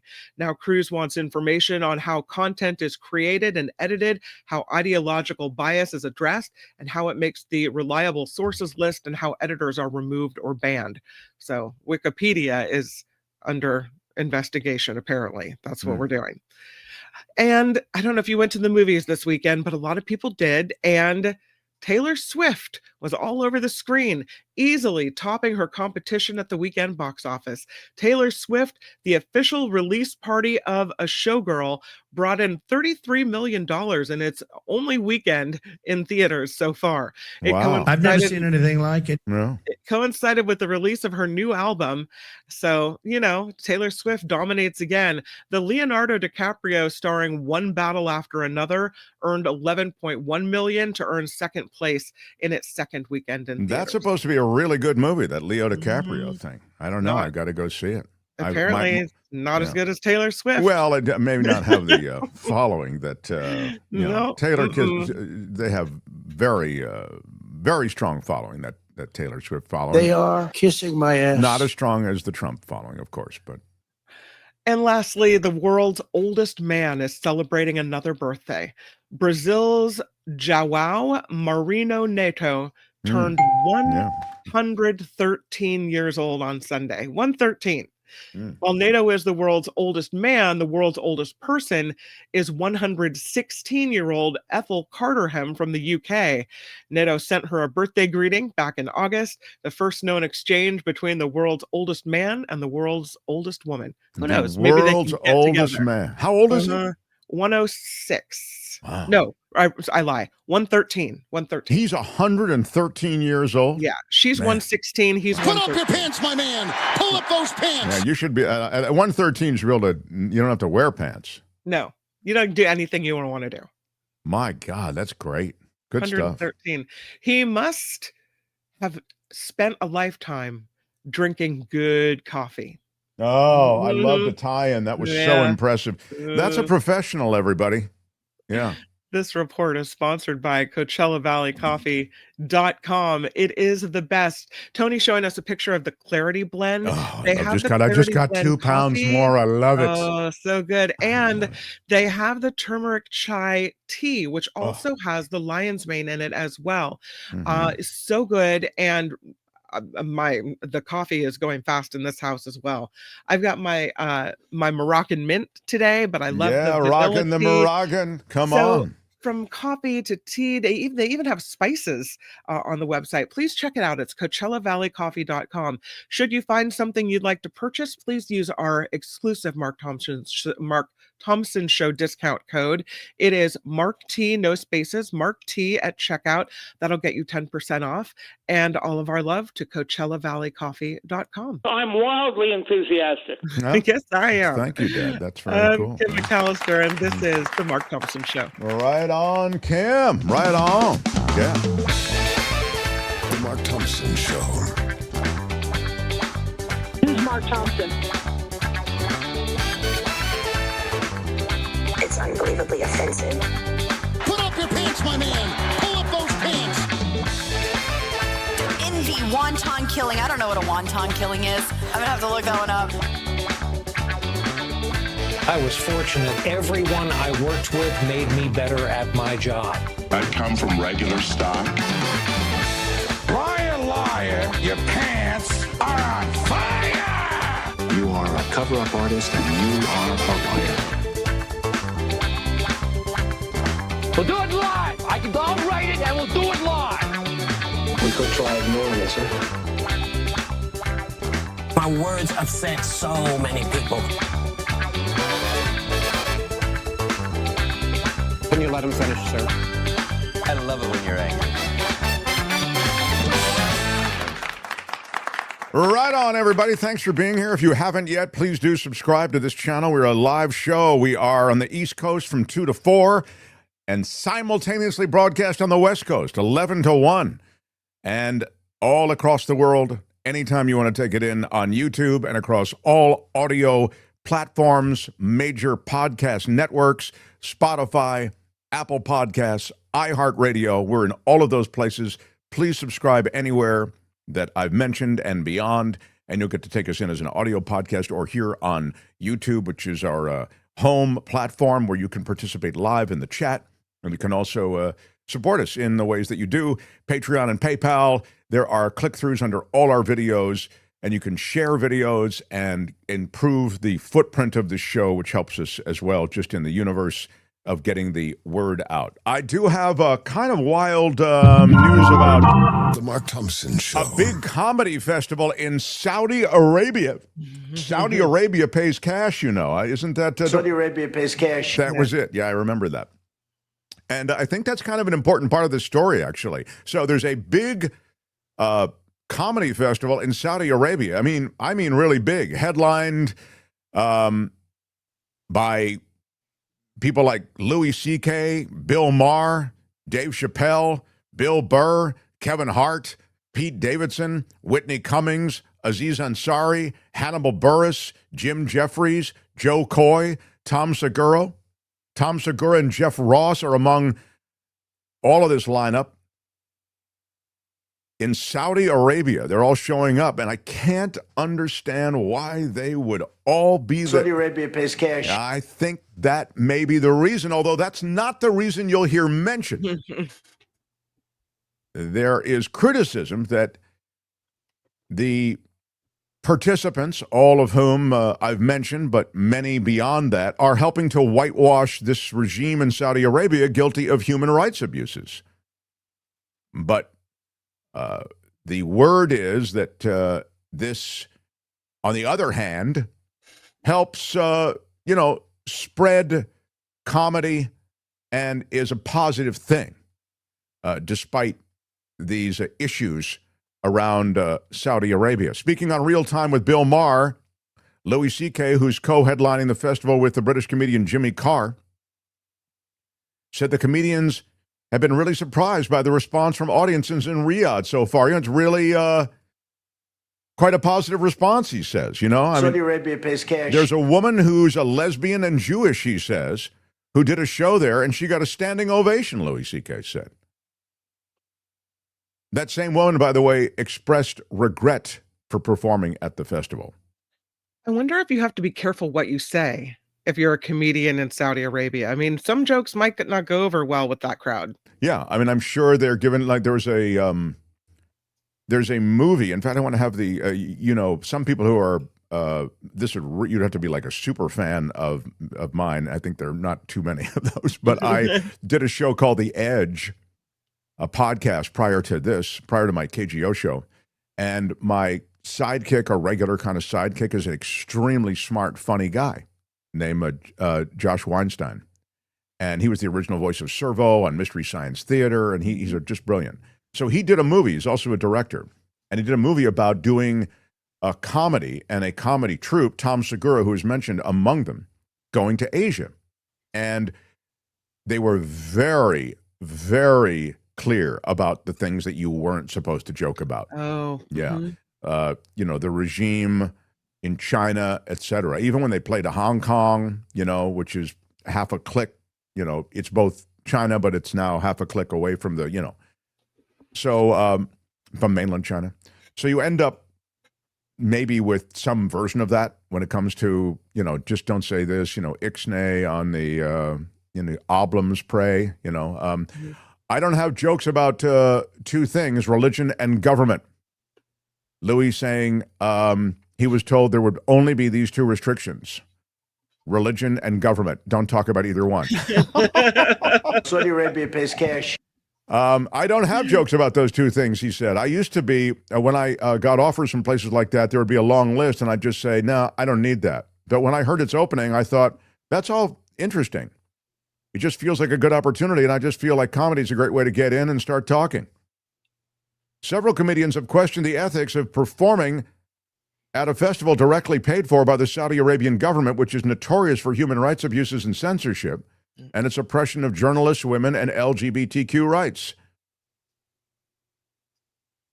Human Rights Watch argued the festival was an effort by the Saudi government to whitewash their actions, quote, amid significant increase in repression, including a crackdown on free speech, which many of these comedians defend, but people in Saudi Arabia are completely denied. Comedians including Mark Maron, Otsuka Okutsaka, I believe it is, David Cross have been scathing in their criticism of performers who've complained about cancel culture and then go to take part in this Riyadh thing. Clearly, you guys don't give an S about what the rest of us think, but how can any of us take any of you seriously ever again, David Cross wrote. All of your bitching about cancel culture and freedom of speech and all that S, done. You don't get to talk about it ever again. By now, we've all seen the contract you had to sign. So, I mean, Saudi Arabia pays cash. I think what's happened is the Saudis have taken over a lot of what you might consider traditional American cultural things, Their golf league, which ultimately was so successful that it had to be merged with the PGA. Every manner of version of that. Sport generally has been embraced and taken over by the Saudis in a way that, forces the West, because the money is just too significant, forces the West in some way to make a deal. Because those athletes, performers, they're ready to take that check. That's been going on for a long time, but now it seems supercharged. So I didn't see the Louis C.K. interview. I guess he was on Bill Maher talking about this, but it does appear that he said, I have mixed feelings about going. I struggled about going once I heard what everyone was saying, but he said there's some good in it, maybe some bad in it. For me, I think it cuts toward going. That's my decision, and I know where it's coming from because I can see right inside myself. Yeah, I know where it's coming from. It's coming from Saudi Arabia. Thank you. Yeah, me too. It is just a, sorry. It's just the one story I wanted to mention to you, and then I'll get to Karen Donna, because I thought it was an interesting, it was a story I was reading this morning. There are two stories I was reading this morning that I wanted to note to you. And one was about craft beer. And the story I was reading about craft beer is associated with the fact that craft beer is on the downtick, that the craft breweries are struggling. And wrapping into this story are a lot of things that have to do with America at the moment. That's why I like the story. Like it's interesting that craft beer, which was so very popular, is now beginning to wane in popularity. But to me, even more interesting is that in that story is so much of what is reflected right now in contemporary America. It's noted in a long piece that for more than 2 decades, this has been an uptick that we've seen in like the Bay Area. This show was born out of a radio show in San Francisco, and San Francisco has been a place where craft beers have flourished, right? Right. Near the Oracle Park, Giants Oracle Park, there's specialty places. There's been watermelon beer. We love our we love our watering hole in San Francisco, you know, which also features all of these different craft beers. You know, Lori and Mark's place. But after 25 years, the 21st Amendment, they note here, making alcohol legal after Prohibition, apparently more and more breweries are going away. They are shuttering or filing for bankruptcy at a rapid rate. Sales of craft beer fell 4% last year, according to the Brewers Association, which is the lobbying arm for small and independent breweries. There have been more brewery closings than openings over the past 18 months, the first time this has happened in 20 years. And the big beer companies, which built or acquired smaller craft breweries during the last heyday of the industry, are now getting rid of many of those brands. Last year, Molson Coors sold 4 of its craft beer companies to a cannabis company. Brewers and others in the industry say that they're in the midst of a broader shakeout. We've been suffering, and this is the part that I thought was really more indicative of what's happening nationwide. Since COVID, we've been suffering with declining sales. Our San Francisco restaurant has not made any money since 2019, said the co-founder of the 21st Amendment. We kept waiting for San Francisco to get better and come back, but it didn't happen. Interest rates started to rise. These places went into debt. Real estate leases that were sky high in both San Francisco and beyond. Labor costs going up. Higher prices for aluminum cans and some ingredients, both a result of tariffs levied by the Trump administration. All of that is wrapped into the story, which is what makes it interesting to me. But the overarching issue facing the craft brewing industry involves a fairly simple imbalance, they say, between supply and demand. The number of breweries across the country exploded even as consumer demand for craft pilsners and ales began to wane. They were ahead of, consumer appetites. There were 4,800 craft breweries in this country a decade ago, and today there are more than 9,900. Yes, we're seeing some bankruptcies. Yes, we're seeing some closures, but that doesn't mean the market is going away, said the chief executive and president of the Brewers Association. Well, you'd kind of expect him to say that, I guess. Yeah. But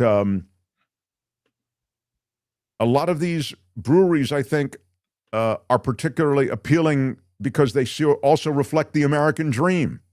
You come up with a concoction, a craft brew in your garage, whatever it might be, that's the whole thing. It's a super local deal. And then it explodes in popularity, and that's the rest of it. So I love this story for reflecting American ingenuity, for being able to get a small business bigger. And I really do, sadly, though, recognize that I feel many of the things that are pinching all of us in America right now, economically, et cetera, culturally, they all go into the fact that craft breweries are in trouble. So I'll post that story to my social, just if you want to check it out, with a gift subscription, just because I find it kind of interesting. Mm-hmm. But that's the very latest on that. And the only other story I want to get before I get to Karen Dawn in is something else that I talked about before it happened, and I wanted to just mention The Mark that. Thompson Show. Trump indeed is making plans to send billions in cash bailouts to farmers with taxpayer money. They are all, these farmers, affected by tariffs. I talked about the soybean crisis and the soybean markets being shut down to American farmers because of tariffs on China.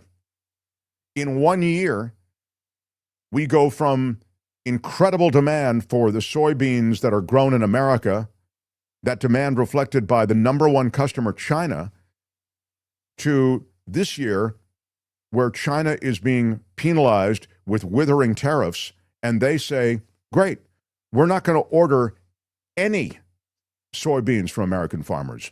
Zero.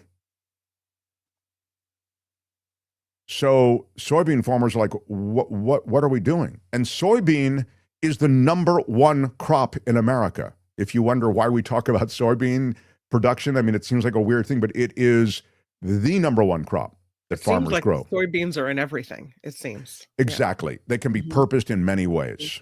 And so the Chinese go to Brazil and Argentina. And they've done so in such big numbers that the American farmers are completely bereft. They've got nowhere to move this product. They can store some of it, but these farmers have already been enduring a pinch, needed a bailout, and we told you about this before the tariffs were kicked in. We told you on this show this is exactly what was going to happen. That China was going to go elsewhere, the farmers were going to be in a free fall, and that Trump was going to bail them out. And we knew that, not because we're, so incredibly prescient, but because that's exactly what happened in Trump season 1. In his first 4 years, he bailed out farmers with tariff money. So they're going to roll out the first tranche of bailout payments for farmers who are affected. This will all happen in the coming weeks. They're going to use billions of dollars in funding from tariff revenue. And it looks like it's going to be, it'll be tens of billions of dollars. There's not enough left in the Commodity Credit Corporation Fund, and now you get into the X's and O's. So they're going to have to use a lot of this bailout money in such a way that it's just going to have to come from tariffs. So all the details are to be worked out, but the American soybean farmers have been cut off by Trump, in my view, just screwing the pooch on his navigating the deal with China. So that's the latest. And I also want to, in a future show, talk about how America needs to reposition and refigure agriculture, because we are heavily leveraged with soybean. And there's a reason for that. It goes back decades. But we need a new farming bill that will change that, because America's farmers have to get back to smaller farms. These are huge corporate farms, a lot of them, that are going to get this bailout and that are a part of the American agricultural industry. And also, we have to get into rotating what is grown on those farms. We've lost that, and there's a good reason for us getting back to rotating that. It has to do with money and economics, and it has to do with sustainability and soil and keeping soil arable, usable. So we'll get into all of that in weeks to come, but I just mentioned it because it's of the moment. The bailout for farmers has begun. So, The Mark Thompson Show.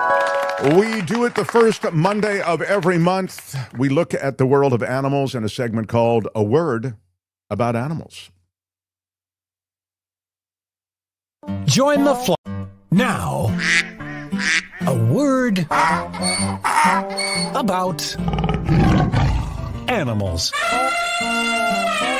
on the Mark Thompson Show. And our guide through the animal kingdom is the wonderful author of Dawn Watch, which now exists as a Substack, which is kind of cool. Always had a big Facebook following and online following. But now as a Substack, we'll have a link to her Substack under this video. How about it for Karen Dawn with Dawn Watch? Hello. Great to see you, Mark. Always great to see you. And, I'll tell you, I thought of you because I know we hadn't planned to do this. We have to get to some things. But with the passing of Jane Goodall, I just think of many people who I just feel somehow connected to through animal issues and through those things that were so well laid out on an ongoing basis, decade after decade, by Jane Goodall her research, her ambassadorship. And I just wonder if you could spend just a quick heartbeat on her, please. Absolutely. And you mentioned it was on my birthday, October 1st last week. I put out my first Substack, which is an introduction to what I hope to achieve in the discussion of animal issues at Substack. And the one I'm working on today is about Jane Goodall, who had such a profound influence on all of us in the animal advocacy world. She was known best for chimps. That's where she did such groundbreaking work. But she cared deeply about all animals, and actually put out a vegan cookbook. And I was a little sad that very little of the media around her death mentioned her concern for other animals. People like to avoid, talking about what people eat, for example. But she, a week before she died, she was actually at and I'm writing about this, and I'll share links in that Substack, and I'll share them with you guys as well. A week before she died, she was in New York at an event talking about the sentience of insects. And also, of course, she was talking about factory farming. She always did. So she was somebody who moved all of us in the animal advocacy world so deeply. She was, just one of the great, great human beings. And what a lot of people don't know is that it was not long ago, she said in an interview that her favorite animals weren't chimps, they were dogs.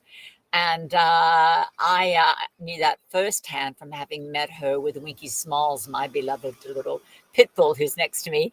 And Tony has it there. He's got, I think that's a still, but in that there's about a 1-second video I took, and I don't know where the rest of it is, but it's Winky Smalls marching up to Dr. Jane and just giving her the biggest kiss. And while that might not seem at all unusual for most dogs, anybody who's met Winky Smalls knows how immensely standoffish he is when you first meet him. He's a little Buddha. He doesn't have a bad bone in his body, but he is standoffish. And to the best of my recollection, she was the first person ever, and he has not since just walked right up to somebody and kissed them when they bent down to say hello to him. And that was it was at an event where I had Winky, and when she got up to make her remarks and thank everybody for coming, the very first thing she said is, "And I'm so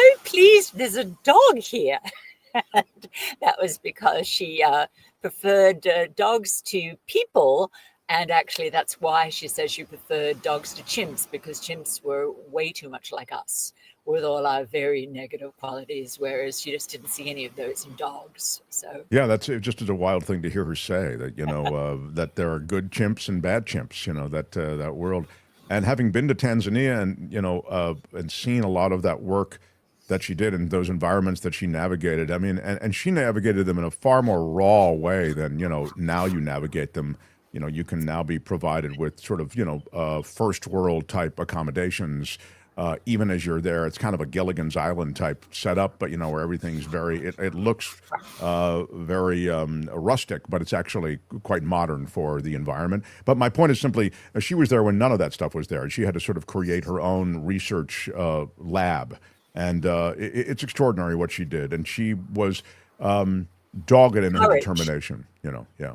The courage she showed was just remarkable, and the courage. Anyway, an amazing person. All right, what else do you have for us, Karen Dawn? I have a letter which was published. I thought it was going to be in today's Los Angeles Times. It came out online yesterday, and but I think it's going into tomorrow's paper, which I wrote, which I hope Tony has there, which I can share with you guys. And it's what. Actually, if Tony's looking around for that, I'll mention that at the same time, because it mentions Robert F. Kennedy Jr. And Dawn Watch and all my animal advocacy work is strictly nonpartisan. And that's something I talk about in my first Substack, that I just, hope people can put partisan politics aside and focus on animals who are so badly in need of our voices, and it's important that when we speak for them, we don't alienate half of the country, and especially the half that's in power now. So I'm careful before I say anything about Robert Kennedy Jr. And I will mention that something else I sent Tony is that bless him, he has just decided, here we go, he's decided to speak out on behalf of animal suffering in laboratories. And that's something you and I have spoken about before, that the current administration is finally taking real steps to dispense with the horror that is animal testing. And so that's the good news on RFK Jr. is he's actually come out and said strongly that he's in favor of getting animals out of labs. But my letter to the Los Angeles Times was on a different issue. And by the way, just to put one detail on that, the idea is, because people may say, well, then what if you get animals out of the labs? What are you going to test on? Can you just speak to that detail? Oh, that they are. And how do you know things are safe? In other words. Oh, well, it's funny because testing on animals doesn't necessarily tell us that they're safe. We can't even tell when we test on women what a drug is going to do on men. So the idea that it's such a great idea to be testing on animals to find out whether drugs are safe is a fallacy anyway.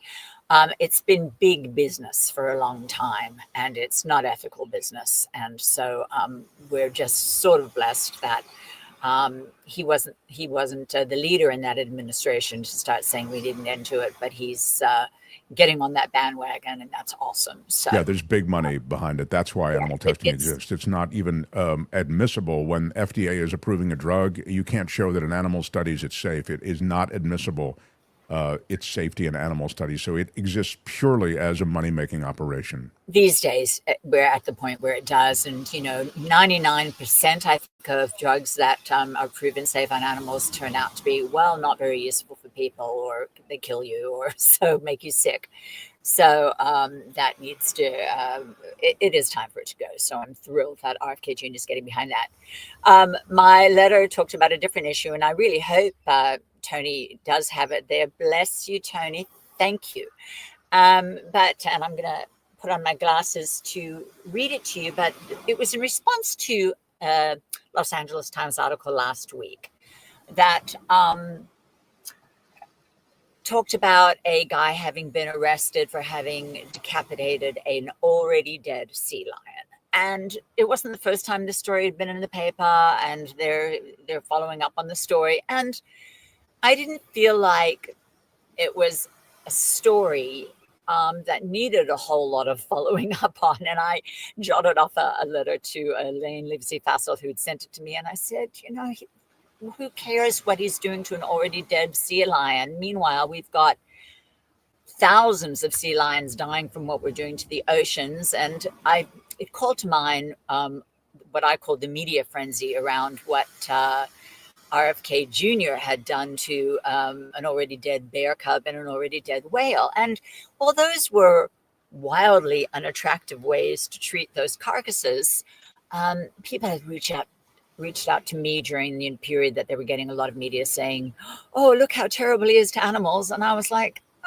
I'm not sure that how you treat an already dead carcass has all that much to do with how you are towards animals.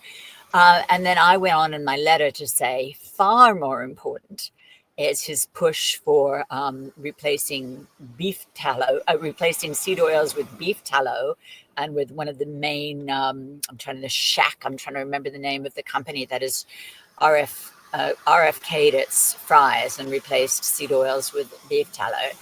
And then, he's very big on, cow's milk as well. And so my letter went on to say that these are of far greater concern to animals than what anybody is doing with dead animal bodies. And that in RFK's situation, given that he prides himself on being an environmentalist, the idea that he's pushing beef products and dairy products just doesn't make a whole lot of sense, because those two industries are horrendous for the environment and for the animals who live in them. And my final line of my letter was that we need to be focusing on what's happening to live sentient beings. Yeah, I love the last line of your. Let's reprioritize and focus more legally and in the media on our treatment of live sentient beings.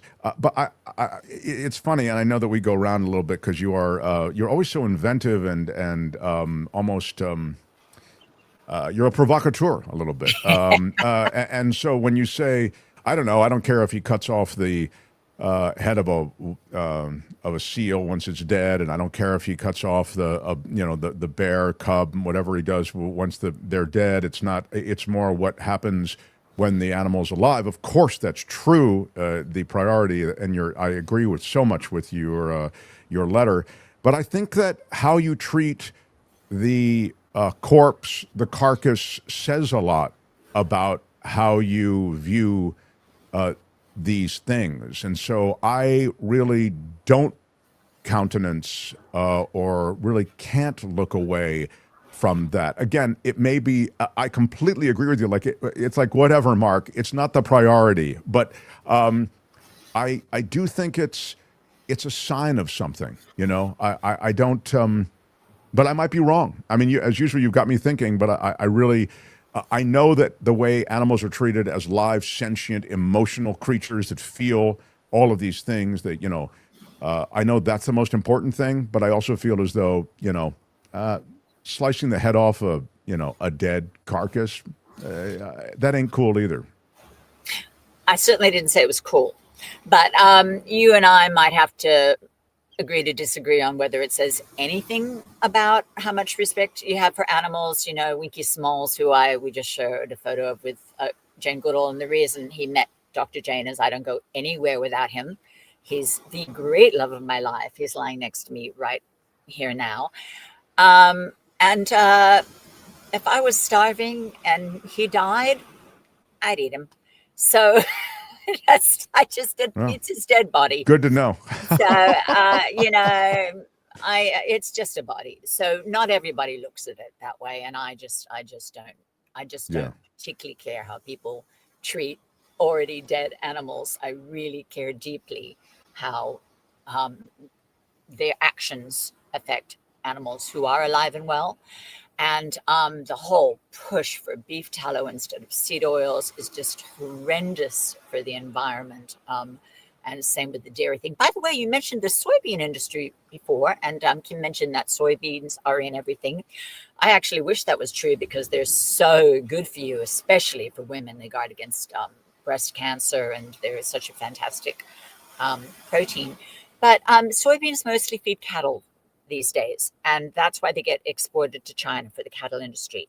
And the real concern about American soybeans not going to China anymore is that the Amazon forest is being destroyed for the cattle industry. I mean, when you see acres and acres of that forest being burned down, it's so that soybean, it's part of it is cattle grazing, but more of it is so that soybean crops can be grown to feed the cattle.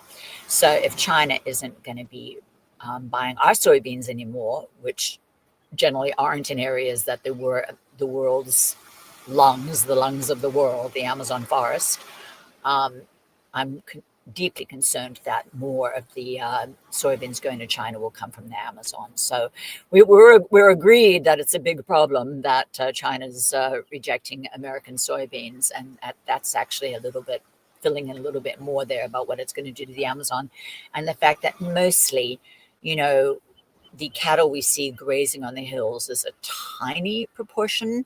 For the 6 months of a cow's life, the cow might live with its mother, but then they get pushed off to those feedlots that look and smell a lot like Harris Ranch, that a lot of, I know your folks who are based in San Francisco probably drive past on their way to Los Angeles, and they get fattened up in feedlots that are horrendous for the animals and horrendous for the environment. So that's why I mentioned that this push towards beef tallow is bad for animals and bad for the environment.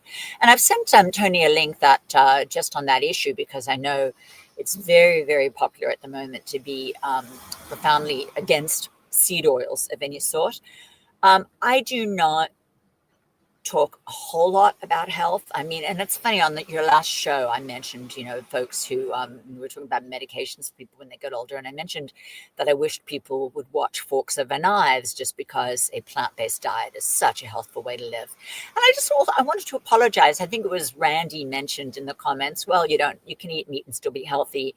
And I remember that triggered you, and I laughed, and, because you were saying, I'm not going to tell you what to eat. I wanted to actually apologize to Randy, to acknowledge that, of course, you can eat some meat and be healthy. But my point was that you don't have to eat meat to be healthy, and that a whole foods plant-based diet is a fantastically healthy way to live. And that it's pretty much inarguably what's best for animals. I mean, you can jump through all sorts of hoops and, like a Cirque du Soleil performer, in order to try and suggest that a plant-based diet isn't what's best for animals. But if one does care deeply about what's happening to animals and the state of the planet, then it is an excellent choice. And I've included a video that I hope Tony will link to this segment, that has it's from a Rich Roll podcast, where somebody is specifically talking about seed oils, and how, a lot of fat in our diets isn't great for us. And one of the reasons that getting rid of seed oils out of our diet can be excellent for us is because seed oils are absolutely in everything, because they're cheap and they add fat. So they're in processed food. And if you get rid of them, you're getting rid of a lot of processed food. But the idea that it's a good idea to replace them with beef tallow is just madness. And I've included a link that, for people who are interested, can check that out. All right, there's a lot of Tony today. Tony, you got all kinds of links that Karin has put on. This video is going to have all these links under it. Tony's on it, though, and that's why we love him. Yeah, I got it. Thanks, Tony. All right, so you look for a little extra something in your stocking from Karen Dawn because of all the links you're providing. I'm always grateful for your input, always, as I say, provocative and instructive, and you can find her new Substack also under this video. Look for Dawn Watch, now existing in Substack land in a newer, even better form. So congratulations on making that move. Thanks for being here, and we'll talk to you next month. Karen Dawn, everybody. Bye, Karen. Join the flock again next time for A Word About Animals on The Mark Thompson Show. Ladies and gentlemen, I'm Shadow Stevens. This is the Mark Thompson Show. Keep it to yourself. Right on, everybody, right on. I did want to mention a poll that was kind of wild that I saw. Pretty crazy. Americans remain wary of electing a female president, according to a new poll. What? Yeah. This is out of Politico. Not a surprise to women. We knew. Not a surprise to me either. No. You know me. I'd like to have a woman in charge. But wait a minute. I used to say that across the board blindly. I'd rather have women running everything. Less ego, less of that male, less of that toxic masculinity. The stuff that we see from Hegseth, from Trump. But then I met Kristi Noem, and I realized, wait a minute. What? I guess they're, both genders can serve up, not everybody's Tammy Duckworth. They're the Kristi Noems of the world. Voters under 50 are the least open to electing a female president. Younger people, Kim. It's crazy. I blame you. I blame you because you have children and you should be educating them. I blame you. To evaluate people based on things that have nothing to do with gender. I implore you, Kim, to do a better job. That's what I'm saying. I blame you. All right. My fault. Do you think it has something to do with this whole Charlie Kirk thing and this move toward traditional, fundamental Christian trad wife kind of stuff, where women are expected now to go to college to get their Mrs. degree and, be a stay-at-home mom? Is that where the younger generation maybe is moving toward? I think that might be a component. It's interesting because it coexists, what you're talking about, with what is a move away from organized religion in America and worldwide. Yeah. So it's weird that would be the thing that would nudge people away from a woman being president. Mm-hmm. I mean, you see women successfully administering so many things. And you know my view. My view is women typically have to meet a higher standard just to beat back the general drumbeat toward men. I mean, it's a patriarchy across the board. Religion, politics, culture is all set up by men, for men, and slowly women have been able to make some inroads. But, I mean, there's no way you can objectively look at the development of any of these things, religion, the power structure around politics, corporate boards, the C-suites, Silicon Valley. You can't look at any of these things and deny the fact that it's set up for men. You have to work so much harder and be so much more qualified, in my judgment, to ring the bell if you're a woman. In this country, because yeah. In Mexico, we've got a female president, and yesterday or today, the announcement of a leader in Japan who's a woman. Very hard to crack, the glass ceiling there. So why are these other countries okay with women in leadership positions in government, but in America, women are only good enough to make you dinner and raise your babies? Yeah, well, you cannot say you love your country. I mean, you ask a really good question, and I think just to kind of add a layer to it, Mexico is a religious country. I mean, it's a deeply Christian country. So they didn't even elect a woman who was Christian in Mexico. So what does it say? And then, as you suggest, Japan is a deeply traditional country, steeped in these traditions that all favor a male-dominated culture and society. I think those are really very good examples. The American University poll reveals a complicated portrait of how voters view women in politics. A majority support electing more women to office, yet female politicians face persistent headwinds over trust on key issues like national security. They also run up against a double standard, with voters saying a female president must be both tough and also likable. That was the problem. You see it over and over with Hillary Clinton, with Kamala Harris. I don't like her laugh. I don't like her pantsuit outfits. I mean, these things that are just... There's just something about her. There's just something. Yeah. Yeah, right. I mean, meanwhile, Donald Trump can show up with a tie, goes down to his knees. It's like just, you can call into the Today Show, doesn't even have to show up. And it's like, yeah, I just like how tough he is. Most voters support electing more women, believe the government gets more done with women in office, according to the national poll. And nearly 1 in 5 voters say they or someone they are close to would not elect a woman who would be running for president. That includes 1/4 of women under 50 and 20% of men under 50. They say they would not back a qualified female candidate for president. 13% of men and women over 50, I should say they wouldn't be open to supporting a woman for president. It's crazy. Even the authors of the study say it's a powerful paradox. Voters trust women on the issues that matter most to them, and they want to see more women in office. Yet when they're asked about the presidency, that's when bias and narrow expectations resurface. They do this, a year after Kamala Harris lost the presidential race, and it reemerges as a question. The electability of a woman to the highest office in the country. And I don't see it getting better, because there's another article that just came out about, as you mentioned, Senator Tammy Duckworth. And she's talking about Hegseth trying to push women out of the military. So as you mentioned, the women aren't seen as being strong, especially when it comes to national security. Now you have the Trump administration, specifically Hegseth, trying to push women out of positions of power when it comes to the military and national security.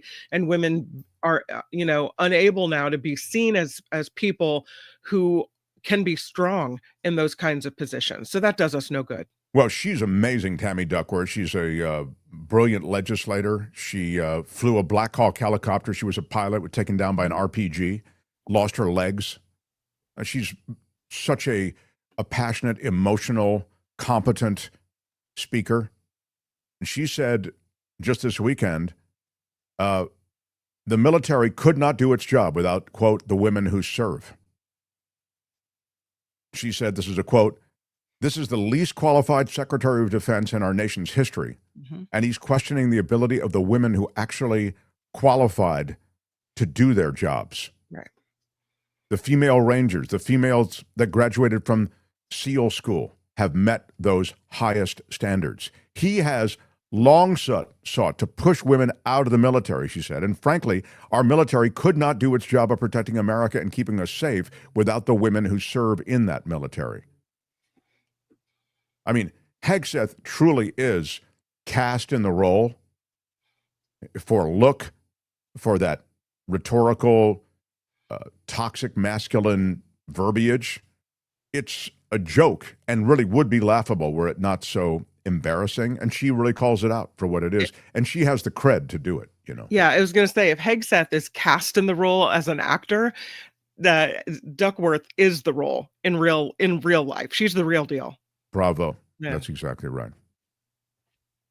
A quick note here toward the end of the program, all of those Mark Thompson Show. who were very much a part of things, and Chaplain Fred. Oh, I see Luis. We'll start with Luis. I have to make the screen bigger. I can't see these things. What kind of moron promotes going back to the Department of War tag while at the same time demanding a Nobel Peace Prize? Hashtag contradictory clown. Yeah, the war flex is weird when you are looking for the Peace Prize. That's a good point. Thank you, Luis, for the super chat and that point. America's at war with itself, says Vilma Delvin. Yeah, well, you know, why not? It's the easiest war. It's just to, you know, send troops into your own cities. Kathy Crowell, Mark, is it too much to ask that you guys have a 3-hour show 7 days a week? Wow. What? I am. Who is having that conversation? Fortunately, only the one person is having. I wish we could. It's just we are limited. It's really, if I can just be honest, I want to do it, but Kim cannot. She can't show up 7 days a week. I blame you. Exactly. Right. So, Chaplain Fred with a $5 super chat. Hi, Mark and Kim. Question: do you think that maybe the military could do an uprising against the administration based on Trump's and Pete's moronic speech? No, but you know, let me just say this about that. This is the siloing and the echo chamber, just to call it out. I mean, Chaplain Fred reflects, I think, a view that a lot of us have, which is shock and amazement at the incompetence and the utter foolhardiness of what was said at that speech at Quantico. But if you watch Fox News Channel, host after host, and they're the most watched and listened to hosts in America, Sean Hannity, Laura Ingraham, Gutfeld, all the rest of these guys over there, they all talked about finally a chief executive and a Pentagon chief with tough talk to the military. Finally, we're getting rid of wokeism. Finally, we're getting rid of the liberal ideology that's made us soft. That's what they were talking about. I watched them that day because I thought, isn't somebody going to call out, you know, the fact that Trump is just coming unspooled? Nope. So, you know, you would suggest, you know, a military uprising, an impeachment, whatever it might be. No, this is the echo chamber. That's just not the way that was seen by everyone. There was a judge in South Carolina who had her house set on fire after the ruling against Trump. 3 members of her family are in the hospital. Didn't we do that story? We didn't do that story in news? Yeah, that's a major story. In fact, let's just spend a moment on it because Stephen Miller is behind that also. I mean, you know, the calls for violence are coming from, you know, inside the House, inside the administration that is talking about violence and violence from the left. Of course, the reality is just the opposite, and it's played out every day. Stephen Miller, who has some of the most vituperative, angry rhetoric, he's just a flamethrower, and he really did suggest the kind of fight that might have led to the firebombing of this judge's house. She was on a walk with her dogs, I believe. Isn't that right, Kim? Do you have the story? Yeah, her name is Diane Goodstein. And as far as the particulars, it looks like she's a 69-year-old circuit court judge, and she was walking on the beach when her house was set on fire. The Yeah, there's a big investigation underway, but it all came after she ruled against Trump and then was badmouthed. So, when it comes to who is stirring the pot and fomenting political violence. Yeah. White House Deputy Chief of Staff Stephen Miller declaring that the judge blocking Donald Trump from mobilizing troops to Portland was a legal insurrection. The mobilizing troops was a legal insurrection. He's saying the president is the commander-in-chief of the armed forces, not an Oregon judge. Mm-hmm. Portland and Oregon law enforcement at the direction of local leaders have refused to aid ICE officers facing relentless terrorist assault and threats to life. There are more local law enforcement officers in Oregon than there are guns and badges in the FBI nationwide. This is an organized terrorist attack, he said, on the federal government and its officers. The deployment of troops is an absolute necessity to defend our personnel, our laws, our government, public order, and the republic itself. So the judge, it's suggested, was mentioned in these posts, and it was the animating feature before her home was firebombed. And I think, sorry, go ahead. Her husband is a former Democratic state senator. His name is Arnold Goodstein. He had to jump from the window of their burning house. And he broke bones, I think, in doing so. Yeah. 3 people, including her husband, had to be taken to the hospital for treatment and all of this. So where is that being mentioned as far as, people who are stirring up violence? Where is that? No, they won't talk about that. They won't talk about violence against the left. They won't do it. Thank you for reminding us that. I thought we got that story in earlier, but we did not. Gary Dietrich, always the right-wing apologist, says Uncle Scrooge. Yeah, he's got I'm pretty tough on the right, so maybe a little pushback is no. Sandra Thomas with the super sticker for $10. Come on, Sandra Thomas. Big shout out to you. Big shout out. Thank you. IPA Pete, Puppy Killer, Worm Brain Bobby, Couch Jumper, A1 Steak Sauce, McMahon. That's a reference to her not knowing it was AI, thinking it was A1. Lex Luthor Miller, is this an administration or DC's next supervillain film? That's very funny. Thank you, Luis. What does Venezuela think about Trump getting the Nobel? Yeah, Venezuela may not be keen on that. Harry Magnan, thank you for that. Yeah. West Theory with a $5 super chat. Those generals are all smart and very experienced, but like the USA, probably half of them are on board with Trump and half otherwise. That's interesting, too. I'm sure there's a plurality of opinion there. Yeah. Good thoughts all and good contributions all. Thanks so much, Courtney, for doing such great work on the merch. Thank you, Dan, for recognizing that. And here's what the tariff money should do, says teacher Lori. 2 companies to pay for retooling and retraining. Oh, it should be going to companies to pay for retooling and retraining. Newell Brands could be the model. Newell move production back to the U.S. without cutting employee count or raising prices. Yeah, I think it's a big ask on some of these things, but you may be right. I'll look more into Newell, but I think that it's a big ask to ask these companies. I mean, basically, we've just in 45 seconds or less, we've built an economy in which a lot of what we get as consumers is coming from offshore. We've offshored a bunch of that stuff. So your consumer economy, which is what we have, this consumer service economy, is really built and hardwired with a lot of this production offshore. That's the way it works. Then components that come in from offshore are then part of the factory economy as it still remains in America. So what Trump is doing with this radical move and jerking of the wheel is trying to reinvent parts of the American economy, which cannot be done overnight. It also can't be done in a herky-jerky way and with a system of essential patronage that has been set up through the tariffs. They've been set up so completely chaotically, so individual countries have to make deals on their tariff numbers, and they can be changed all the time, that it takes forever, to forge some kind of trade agreement with them. And secondly, no guarantees about onshoring will be honored necessarily, because things could change next month. And the system of patronage is, you make a deal with me, Trump, you green light in the case of Vietnam, my resort, and I will back off on my tariff numbers toward you. I think there's a lot going on here, and a lot of it's not that smart.